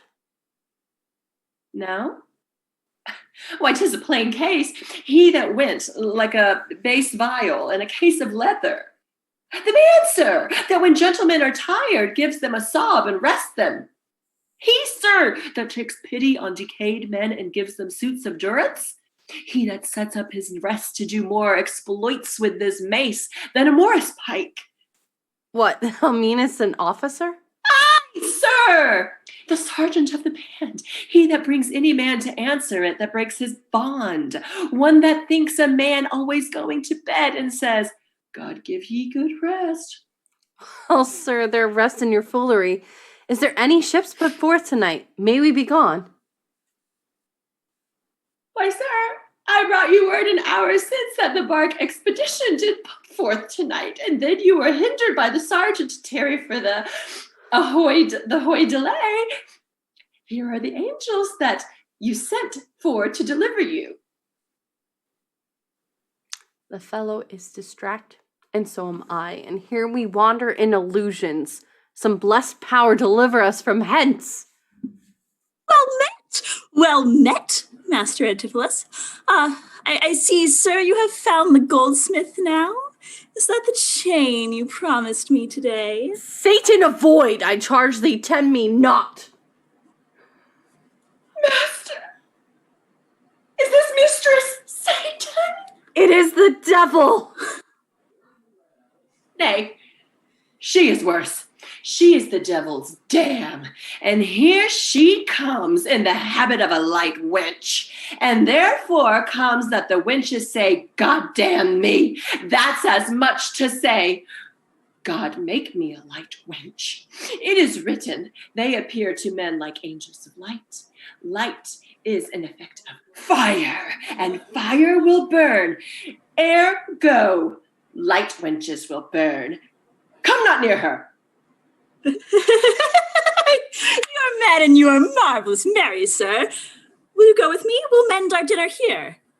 Master, if you do, expect spoon meat, or bespeak a long spoon. Why, Dromio? Mary, he must have a long spoon that must eat with the devil. Avoid then, fiend, wast thou me of supping? Thou art, as you are all, a sorceress. I conjure thee to leave me and be gone. Give me the ring you had of mine at dinner, or, for my diamond, the chain you promised, and I'll be gone, sir, and not trouble you. Some devils ask but the parings of one's nail, a rush, a hair, a drop of blood, a pin, a nut, a cherry stone. But she, more covetous, would have a chain. Master, be wise, and if you give it her, the devil will shake her chain and fright us with it. I pray you, sir, my ring, or else the chain. I hope you do not mean to cheat me so. Avaunt! Now, witch, come, Dromio, let us go. Fly, pride, says the peacock. Mistress, that you know. Now, out of doubt, Antipholus is mad. else would he never so demean himself? A ring he hath of mine, worth 40 ducats, and for the same he promised me a chain. Both one and the other he denies me now. The reason that I gather he is mad.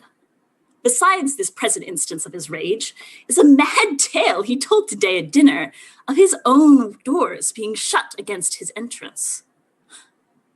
Belike his wife, acquainted with his fits, on purpose shut the doors against his way. And my way is now to hie home to his house and tell his wife that, being lunatic, he rushed into my house and took perforce my ring away. This course I fittest choose, for 40 ducats is too much to lose. So that's the end of Act 4, Scene 3, and we're on to Act 4, Scene 4.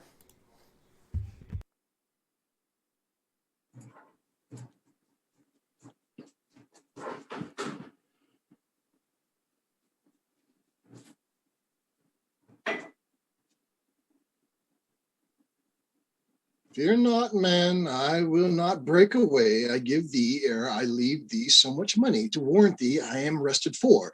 My wife is in a wayward mood today, and will not lightly trust the messenger that I should be attached in Ephesus. I tell you, 'twas sound harshly in her ears.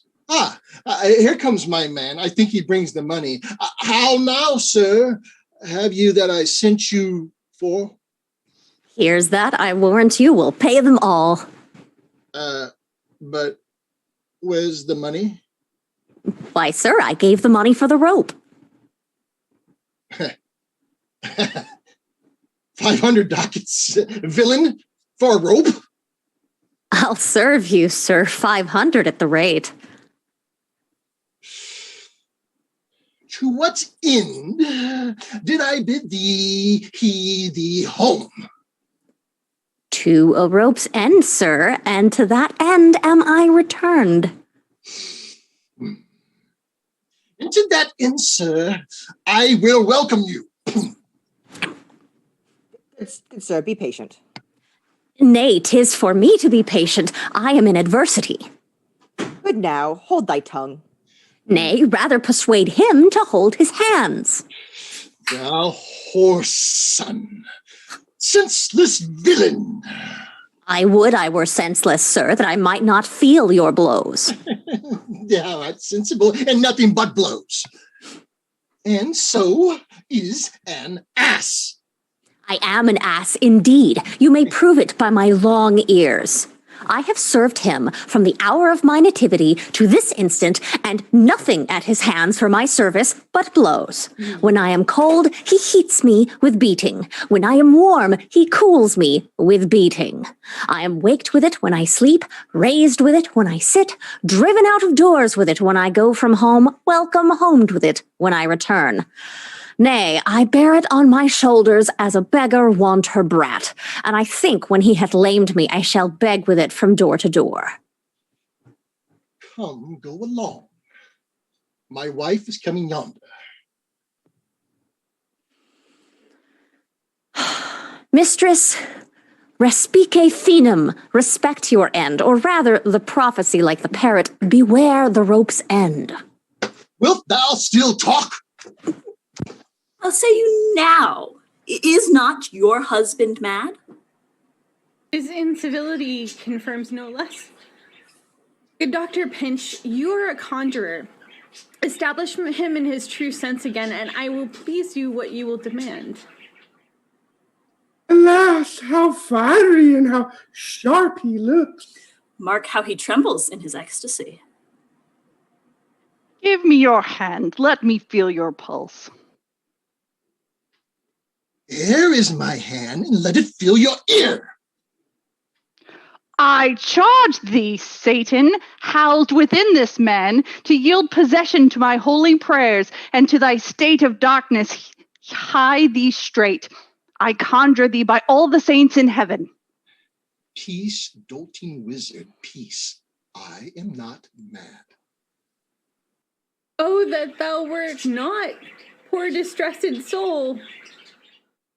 You minion, you. Are these your customers? Did this companion with a saffron face reveal and feast at my house today, whilst upon me the guilty doors were shut, and I denied to enter into my house? Oh, husband, God doth know you dined at home. Where would you have remained until this time, free from these slanders and this open shame? Dined at home? Thou villain? What sayest thou? Sir, sooth to say, you did not dine at home. Were not my doors locked up and I shut out? Purdy, your doors were locked and you shut out. And did not she herself revel me there? Sans fables, she herself reviled you there. Did not her kitchen maid rail and taunt and scorn me? Certes she did. The kitchen vestal scorned you. And did not I in a rage depart thence? In verity you did. My bones bear witness that since have felt the vigor of his rage. Good to soothe him in these contraries? It is no shame. The fellow finds his vein, and yielding to him, humors well his frenzy. Thou hast stubborned the goldsmith to arrest me. Yes, I sent you money to redeem you by Dromio here, who came in haste for it. Money by me? Heart and goodwill you might, but surely, master, not a rag of money. Whence not thou to her purse of ducats? He came to me, and I delivered it. And I'm a witness with her that she did. God and the rope maker bear me witness that I was sent for nothing but a rope. Mistress, both man and master is possessed. I know it by their pale and deadly looks. They must be bound and laid in some dark room. Say wherefore didst thou lock me forth today? And why dost thou deny the bag of gold?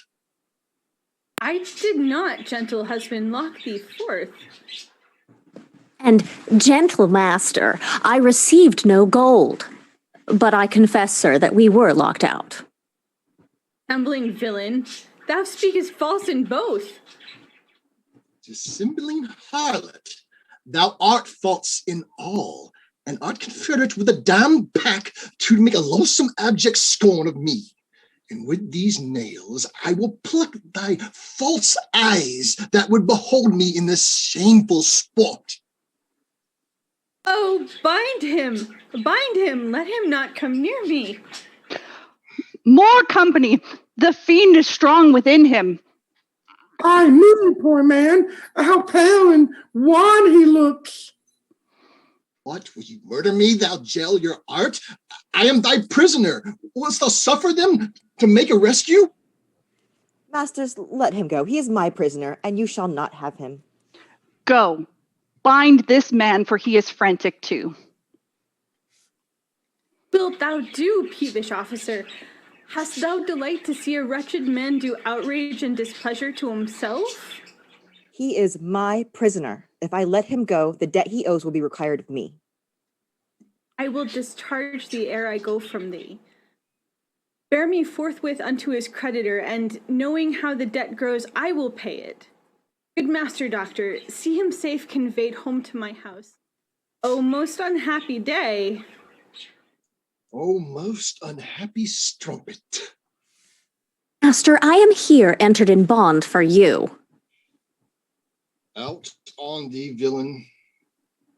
Wherefore thou mad me? Will you be bound for nothing? Be mad, good master. Cry, the devil. God help poor souls, how idly they do talk. Oh, bear him hence. Sister, you go with me. Now say, whose suit is he arrested at? One Angelo, a goldsmith. Do you know him?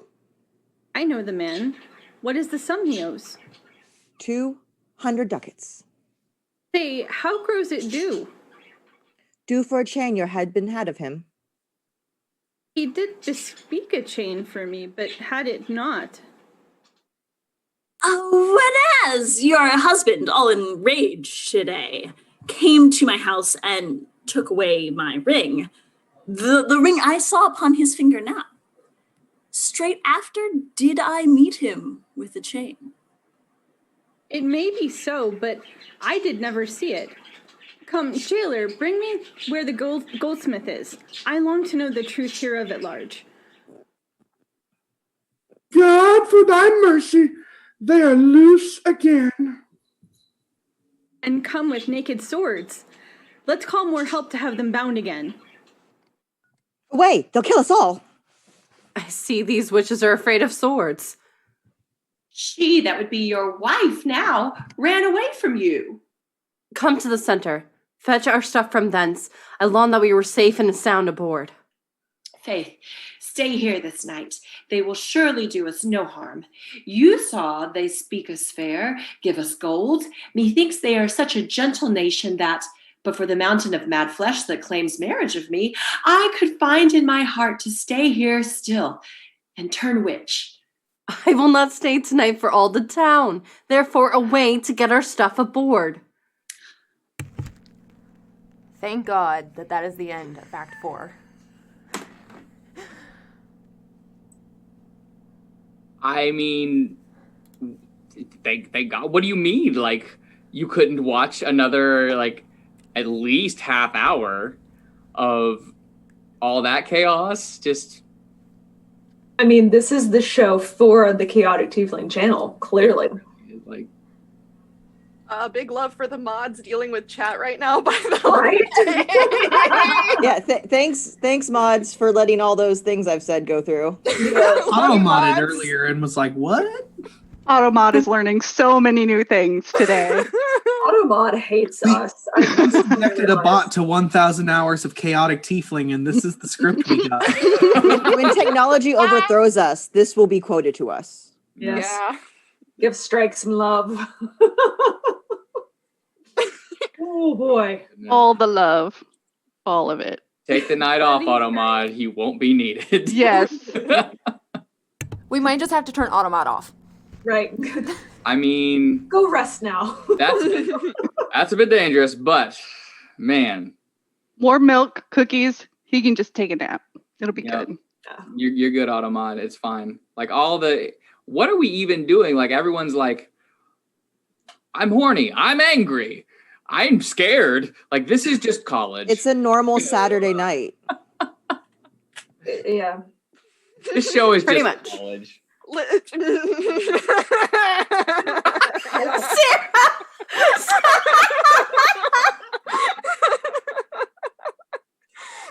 I got one more semester. I'm just trying to survive. You don't need to call me out like this, Finn. Sarah, I probably would have stayed in college if this was my college experience the first time. Just saying. I was gonna say, don't let him fool you. Even though he's been out of college for a while, it's not very far from his brain all the time. So, Dragon, I need it. This is just college. Finn Archer shirt. This is just college. Shall we then to Act 5? We shall, and let's. I am sorry, sir, that I have hindered you, but I protest he had the chain of me, though most dishonestly he doth deny it. How is the man esteemed here in the city? Of very reverend reputation, sir, of credit infinite, highly beloved, second to none that lives here in the city. His word might bear my wealth at any time. Speak softly, yonder as I think he walks.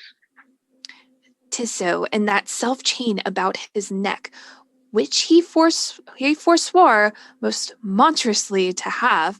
Good sir, draw near to me. I'll speak to him.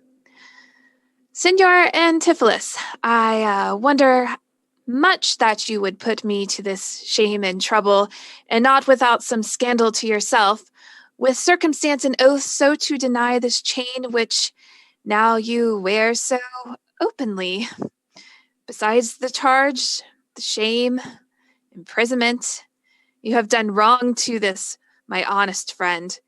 who, but for staying on our controversy, had hoisted sail and put to sea today. This chain you had of me, can you deny it? I think I had. I never did deny it. Yes, that you did, sir, and forswore it too. Who heard me to deny it or forswear it? These ears of mine, thou knowest, did hear thee. Fie on thee, wretch! 'Tis pity thou livest, to walk where any honest men resort. Thou art a villain to impeach me thus. I'll prove mine honour and mine honesty against thee presently, if thou darest stand. I dare, and do defy thee for a villain. Hold, hurt him not. For God's sake, he's mad. Some get within him. Take his sword away. Bind Dormio too and bear him to my house. Run, master, run! For God's sake, take a house. This is some priory in it, or we are spoiled.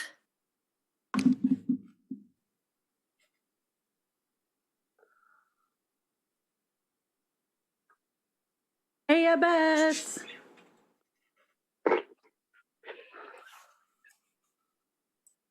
Then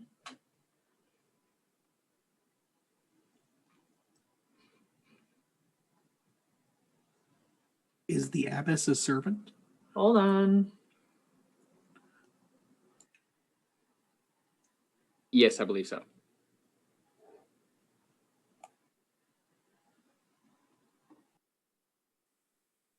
You're muted. Casey. Casey, friend. Casey.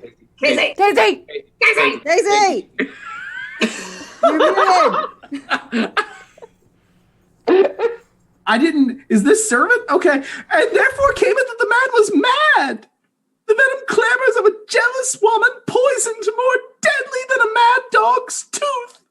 It seems his sleeps were hindered by thy railing, and therefore comes it that his head is light.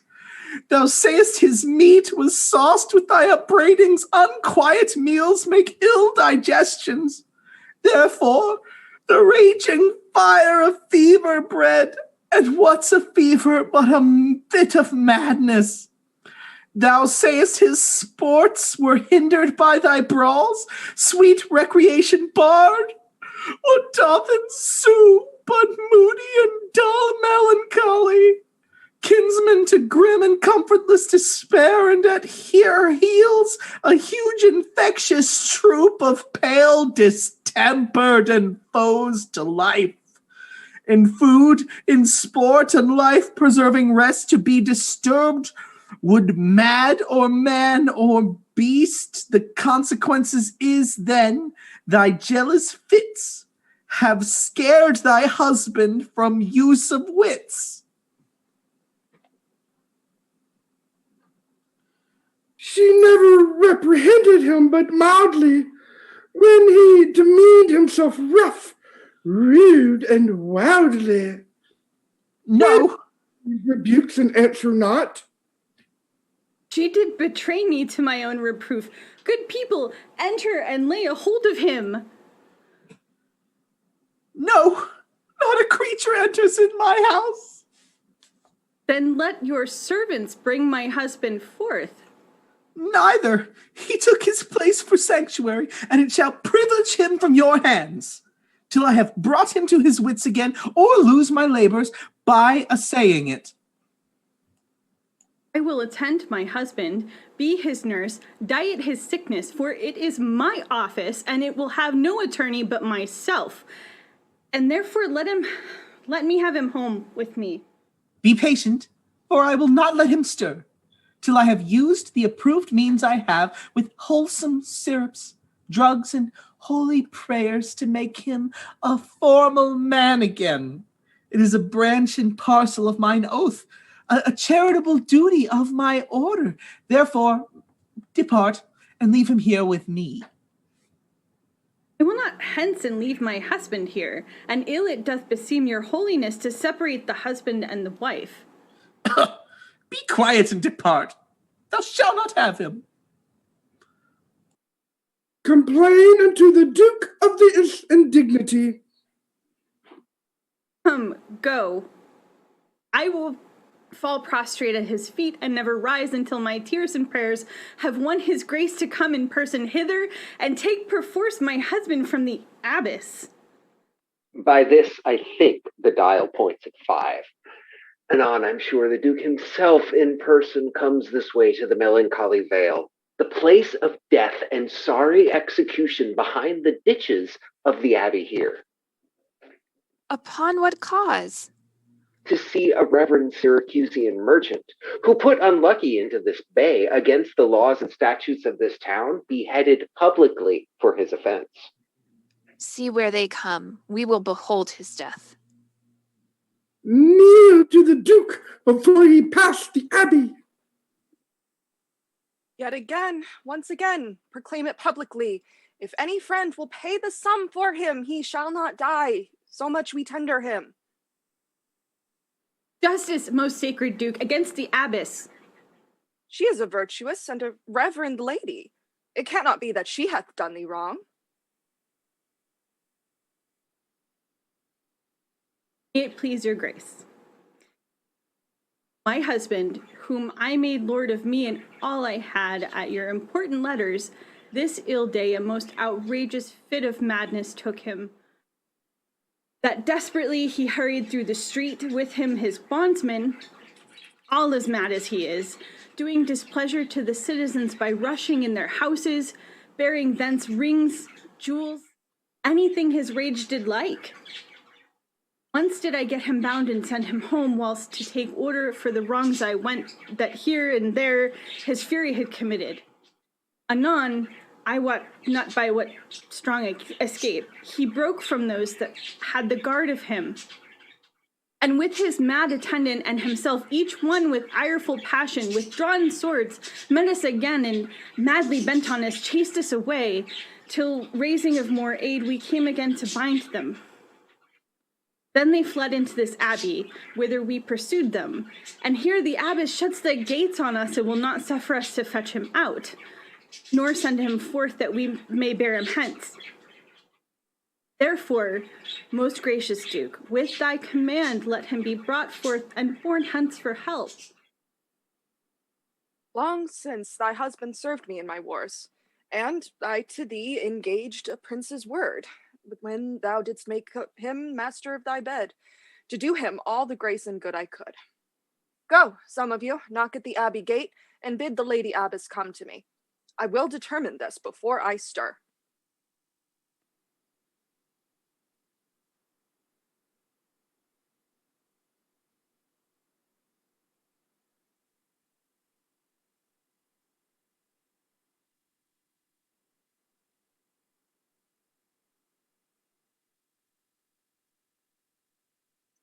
Do we have this part?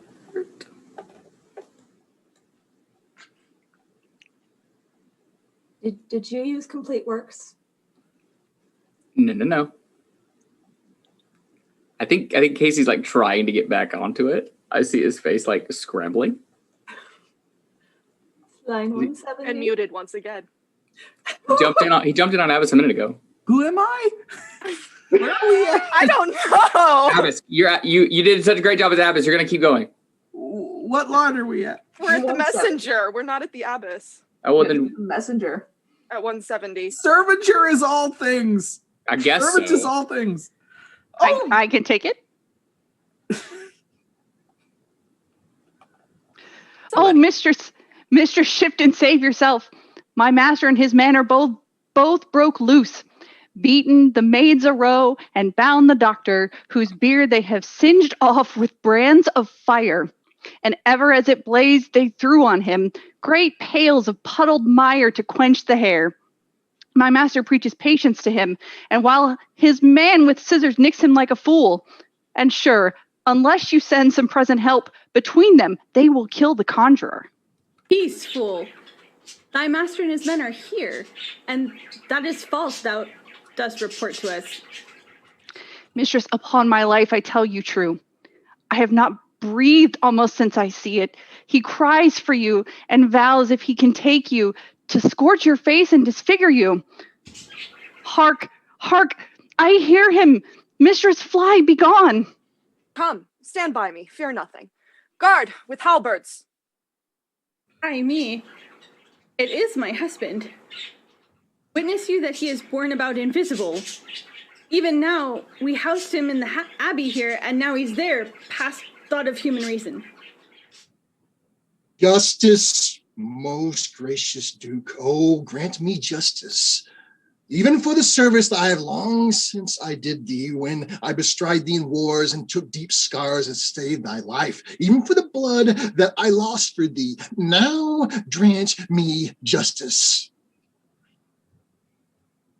Lest the fear of death doth make me dote. I see my son, Antipholus and Dromio. Justice, sweet prince, against that woman there, she whom giveth me to be my wife, thou hath abused and dishonored me, even in the strength and height of injury. Beyond imagination, it is wrong that she this day hath shamelessly thrown on me. Discover how, and thou shalt find me just. This day, great Duke, she shut the doors upon me when she with harlots feasted in my house. A grievous fault. Say, woman, didst thou so? No, my good lord. Myself, he, and my sister today did dine together. So befall my soul as this is false, he burdens me withal. Ne'er may I look on day, nor sleep on night, but she tells to your highness simple truth. Oh, perjured woman, they are both forswoon. In this the madman justly charged them. My liege, I'm advised what to say, neither disturbed with the effect of wine, nor heady rash provoked with raging ire. Bid my wrongs might make one mad, wiser mad. This woman locked me out this day from dinner. That goldsmith there, would he not pact with her, could witness it, for he was with me then, who parted with me to go fetch a chain, and promised to bring it to Porcupine, where Balthazar and I dined together. Our dinner done, he come not thither. I went to seek him. In the street I met him, and in his company that gentleman there did perjured goldsmith swear me down that I this day received of him a chain, which God knows I saw not, for which he did arrest me with an officer. I did obey. I sent my peasant home for certain ducats. He returned with none, and I fairly bespoke the officer to go to prison with me and to my house. By the way, we met my wife, her sister, and a rabble more of vile confederates. Along with them, they brought one pinch, a hungry, lean villain, a mere autonomy, a mountebank, a thoroughbred juggler, a fortune teller, a needy, hollow-eyed, sharp, looking wretch, a living dead man. This pretentious slave, forsooth, took on him as a conjurer, and gazing in my eyes, feasted upon my pulse, and with no face to resolve facing me, cries out that I was possessed. Then, altogether, they fell upon me. They bounded me, forced me thence in dark and Danish vault at home, and left me there and my man bound together, till gnawing with my teeth, my bounds surrendered, and I gained freedom immediately and ran hitherto to your grace, and whom I beseech, give me ample satisfaction for these deep shames and these great indignities. My lord, in truth, thus far I witnessed with him that he dined not at home, but was locked out. But had he such a chain of thee or no? He had, my lord, and when he ran in here, these people saw the chain about his neck. Besides, I will be sworn these ears of mine heard you confess you had the chain of him, after you first forswore it on the mart, and thereupon I drew my sword on you, and then you fled into this abbey here, from whence I think you are come by miracle. I never came within these abbey walls, nor did thou draw a sword upon me. I never saw the chain, and so help me heaven, with this fault you burden me withal. Why, what an intricate impeach is this? I think you have all drunk of Circe's cup. If here you housed him, here he would have been. If he were mad, he would not plead so coldly. You say he dined at home. The goldsmith here denies that saying. Syrah, what say you? Sir, he dined with her there at the Porpentine. He did, and from my finger snatched that ring. 'Tis true, my liege. This ring I had of her. Saw'st thou him enter at the abbey here? As sure, my liege, as I do see your grace. Why, this is strange. Go call the abbess hither. I think you're all mated or stark mad. Most mighty Duke, vouchsafe me speak a word. Haply I see a friend will save my life and pay the sum that may deliver me. Speak freely, Syracusian, what thou wilt. Is not your name, sir, called Antipholus? And is not that your bondman Dromio? Within this hour I was his bondman, sir, but he, I thank him, gnawed into my cords. Now I am Dromio, and his man, unbound.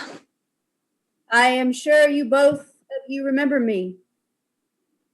Ourselves we do remember, sir, by you, for lately we were bound as you are now.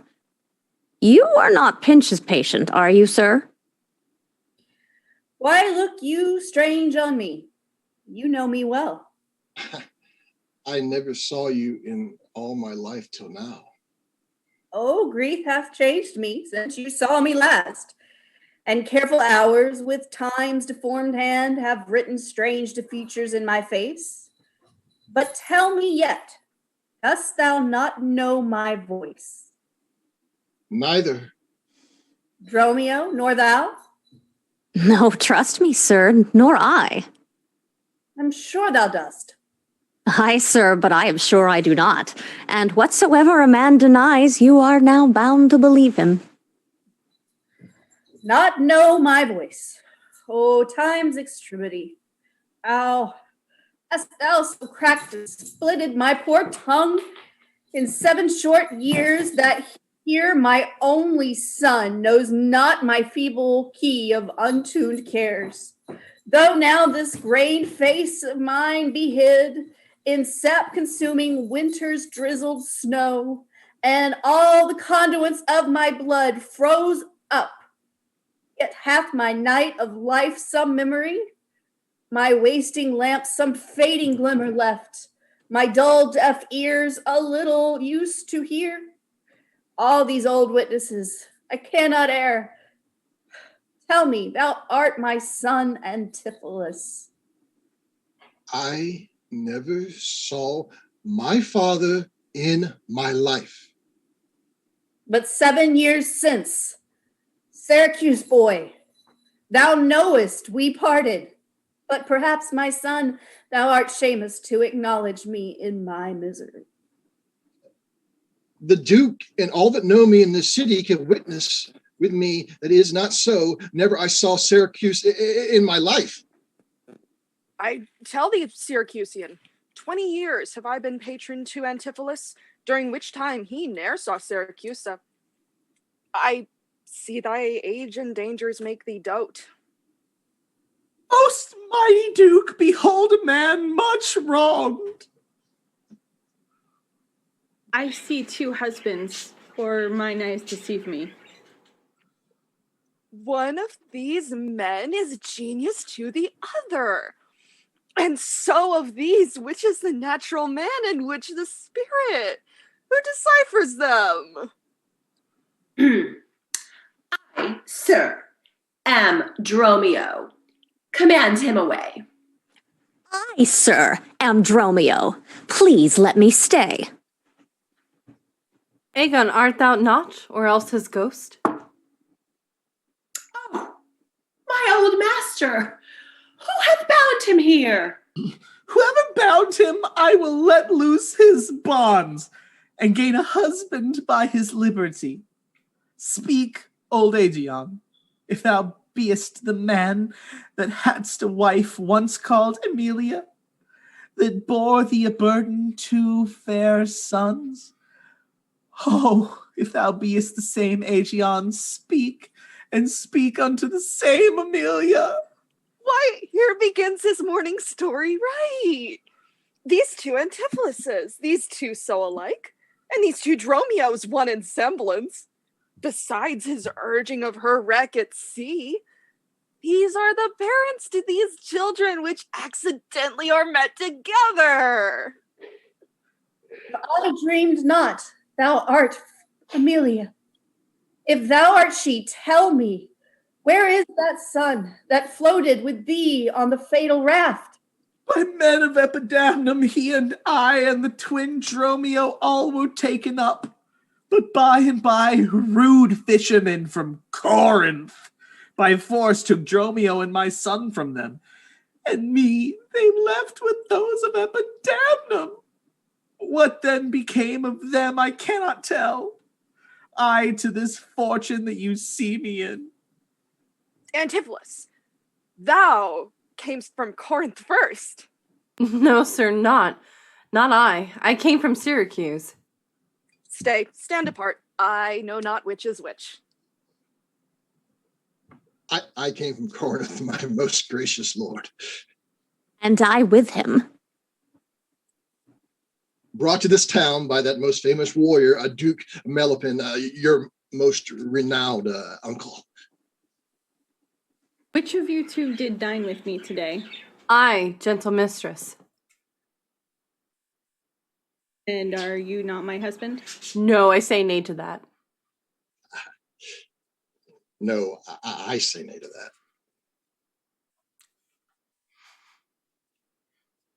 So, brother, you might want to, Sorry about that. Okay, it's quite a little confusing. And so do I. Yeah, did she call me so?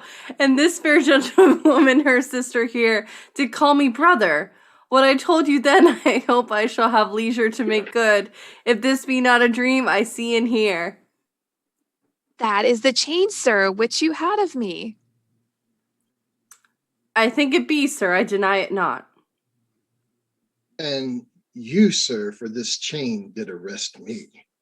I think I did, sir. I deny it not. I sent you money, sir, to be your bail by Dromio, but I think you brought it not. No, none by me. This purse of ducats I received from you, and Dromio my man, to bring them me. I see we still did meet each other's man, and I was tanned for him, and he for me, and thereupon those errors are arose. These ducats pawn I from my father here. It shall not need. Thy father hath his life. Sir, I must have that diamond from you. There, take it. Much thanks for my good cheer. To vouchsafe to take the pains to go with us into the abbey here, and here at large discoursed all our fortunes, and all that are assembled in this place that by this sympathized one day's error have suffered wrong, go, keep us company, and we shall make full satisfaction. 33 years have I but gone in travail of you, my sons, until this present hour my heavy burden ne'er delivered. The Duke, my husband, and my children both, and you, the calendars of their nativity. Go to a gossip's feast, and go with me. After so long grief, such nativity. With all my heart, I'll gossip at this feast. Master, shall I fetch your stuff from shipboard? Dromio, what stuff of mine hast thou embarked? Your goods that lay at host, sir, in the Centaur. He speaks to me. I am your master, Dromio. Come, go with us. We'll look to that anon. Embrace thy brother here. Rejoice with him. Well, there is a fat friend at your master's house that kitchened me for you today at dinner. She now shall be my sister, not my wife. Methinks you are my glass, and not my brother. I see by you I am a sweet-faced youth. Will you walk in to see their gossiping? Not I, sir. You are my elder. That's a question. How shall we try it? We'll draw cuts for the senior. Till then, lead thou first. Nay then, thus, we came into the world like brother and brother. Now let's go hand in hand, not one before the other.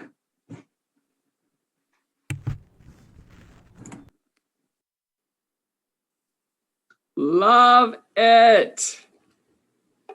You guys. I'm so glad you guys are with us and we're back.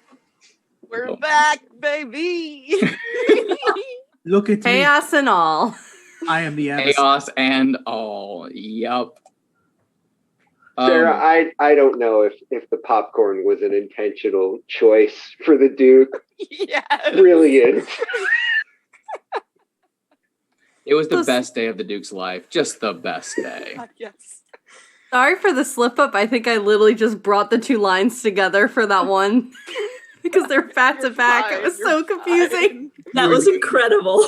It was beautiful. I'm not your husband. Wait, no, I am your husband. Am I me? Who are we? I was like, I don't even know anymore. I don't even know. It really did fit with the plot, though. Like, it Oh, yeah. Totally did. Totally did. That's what I thought. Oh, yeah. Oh my goodness, you guys. That was a really wonderful way to start our season 2. Thank you guys for all being here. The cast once again brought it. We've never had anyone go halfway here. So and Doug would be so happy. Doug would be so happy. One more reminder, if you could please, if you are able to help out with the Couch family, please donate to the Cash App in the chat. And now for something completely different. We have a few members of our cast that are involved in various ventures on the interwebs, and we would like them to give you a chance to go see more of them and more of their wonderful, amazing talents and ventures. So, for a few of you that want to let our viewers know where they could find you, Miss April Raygun, would you please let us know? Oh, me. Hi. Hello. I am April. You can find me online at April Raygun. I am doing some really cool things with Cyberpunk on Mondays, and I have some super fun things I'm doing on Wednesday with 2 silly people in this room. And on Fridays, you can catch me on Slady's ATL, where next week we're doing a week-long charity event for Black Girls Code. There's no who in that. We'll have special games. Nikki's playing a special like dating sim on Monday. And on Saturday, we're gonna have a special one-shot that is really important to us. Ayanna Jones, who is a friend of Slady's, is the writer and creator of the one-shot that we'll be playing, and she's playing in it with us. And all donations up to $500 are going to be met by another one of our Slady's at Strix. So please come and donate. It's getting matched up to $500, or the first $500 is matched. So it's really important for us to come donate. And that's it. That's all. I got a lot of stuff, but just follow me online, social media at April Reagan. Fantastic. Thank you. I never know how to stop talking. Same. We are up to 275 real quick on how much we have raised. So if we can make it to an even 300 before we go, that would be fantastic. Thank you guys so much. All right. Next up, Miss Melodic Blue, would you let us know where to find you online? Hi. You can find me at Melodic Blue on Twitter and on Twitch. I'm also on Instagram when I remember that I have one, and there's an underscore between Melodic and Blue on Instagram because somebody made a band 10 years ago and occasionally uses their Instagram. But anyway, my schedule for streaming is a little up in the air right now. I'm a family-friendly streamer, but I also just started a new day job, which is amazing. But I will be live again on Monday over on my channel at twitch.tv/melodicblue, playing Majora's Mask for the first time, or I'm on my first playthrough for Majora Moon Days. That's the main consistent thing I have happening with my schedule right now. But yeah, lots of fun and family-friendly shenanigans, which is totally not family-friendly stuff here. That's why this is where you save it up. You save it up for right here. I love it. And yes, that Majora's Mask playthrough is going really well. I caught a couple sessions of it recently. Lots of fun. All right, next up, Jordan. Hi, everyone. Thank you for having me back. It's been so much fun, and I have missed you all. I am at D&D Jordan Lee in most spots. You can find me on the interwebs. I do stream on my own channel with a fellow of our theater thespians, Goblin. We do classic brunch on Sunday mornings, although please go check out the amazing show that's going to be happening here starting tomorrow. As well as I will be doing a charity stream next week as well for Color of Change. I'm raising money all year round for Color of Change, but because it's my birthday next week, I thought, hey, I'd rather play some games with some friends and raise some money for this fantastic cause. So that will be starting on Thursday and going through Sunday. So, yay! Thank you so much, Jordan. Sarah B. Strange. Hello. So a lot of the things that I'm in with other people in this group that I'm going to allow to talk about those. But if you want to put me in more things, let me know. You can find me on Twitter at Sarah B. Strange. And minor personal shout out, I'm very excited because today is my 10-month anniversary with my partner, which has been great.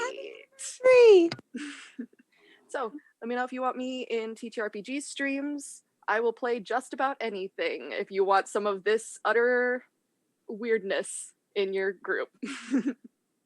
Oh, you're fantastic. And of course, you guys know that I'm at a virtual table with Sarah B. Strange every Wednesday. I could say she is amazing. Absolute love. Anyways. I second that. Next up, Casey. Thirded, first of all, but second of all, you can catch me on Twitch at the Adjunct GM and on Twitter at KCT931. I'll be switching that soon to the Adjunct GM as well, but I'm scared to.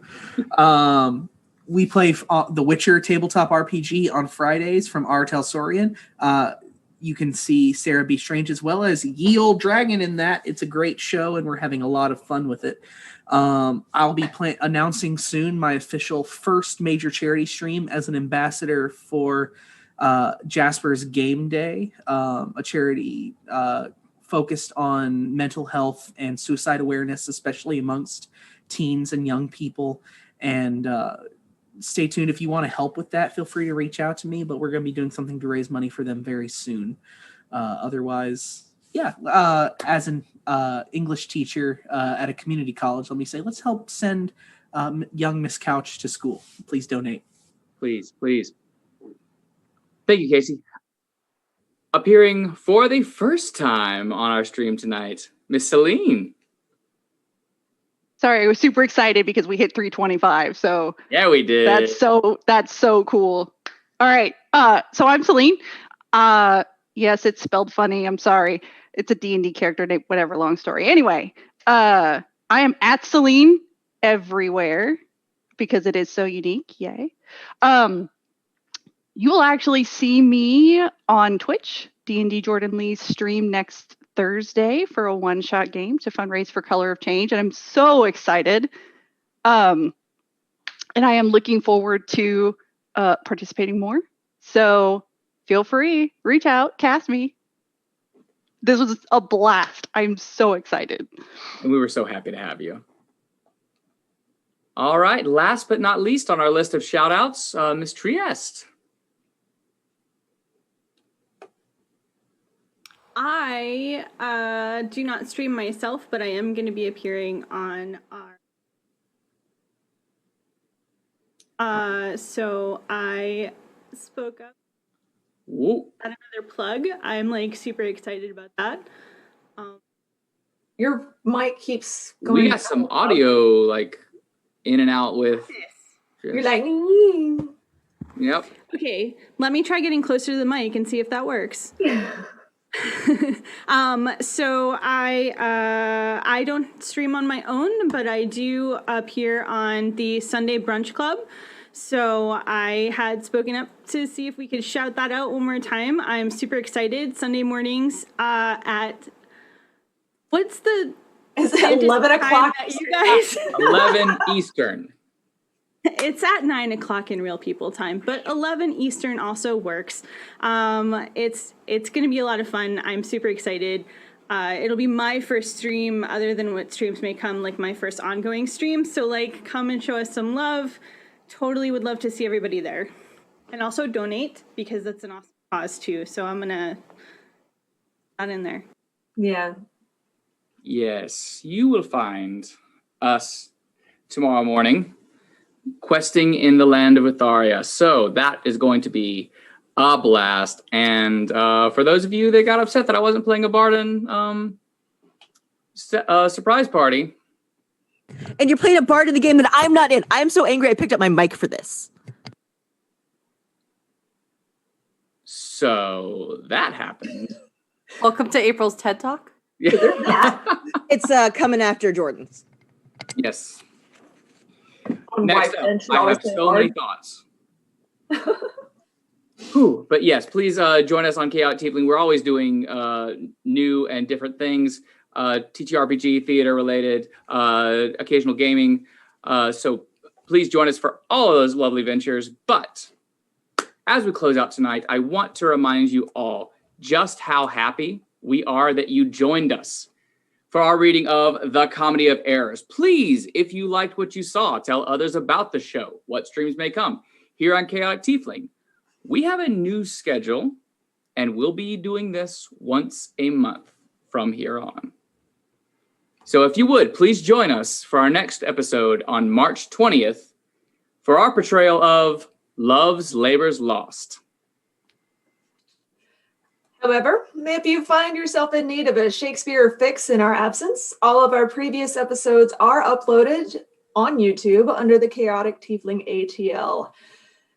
And as I said before, if you want to catch more of Finn and me, we'll be starting that new adventure tomorrow with the Sunday Brunch Club, playing Eutharian Legends. And side note, this is my first D&D campaign ever.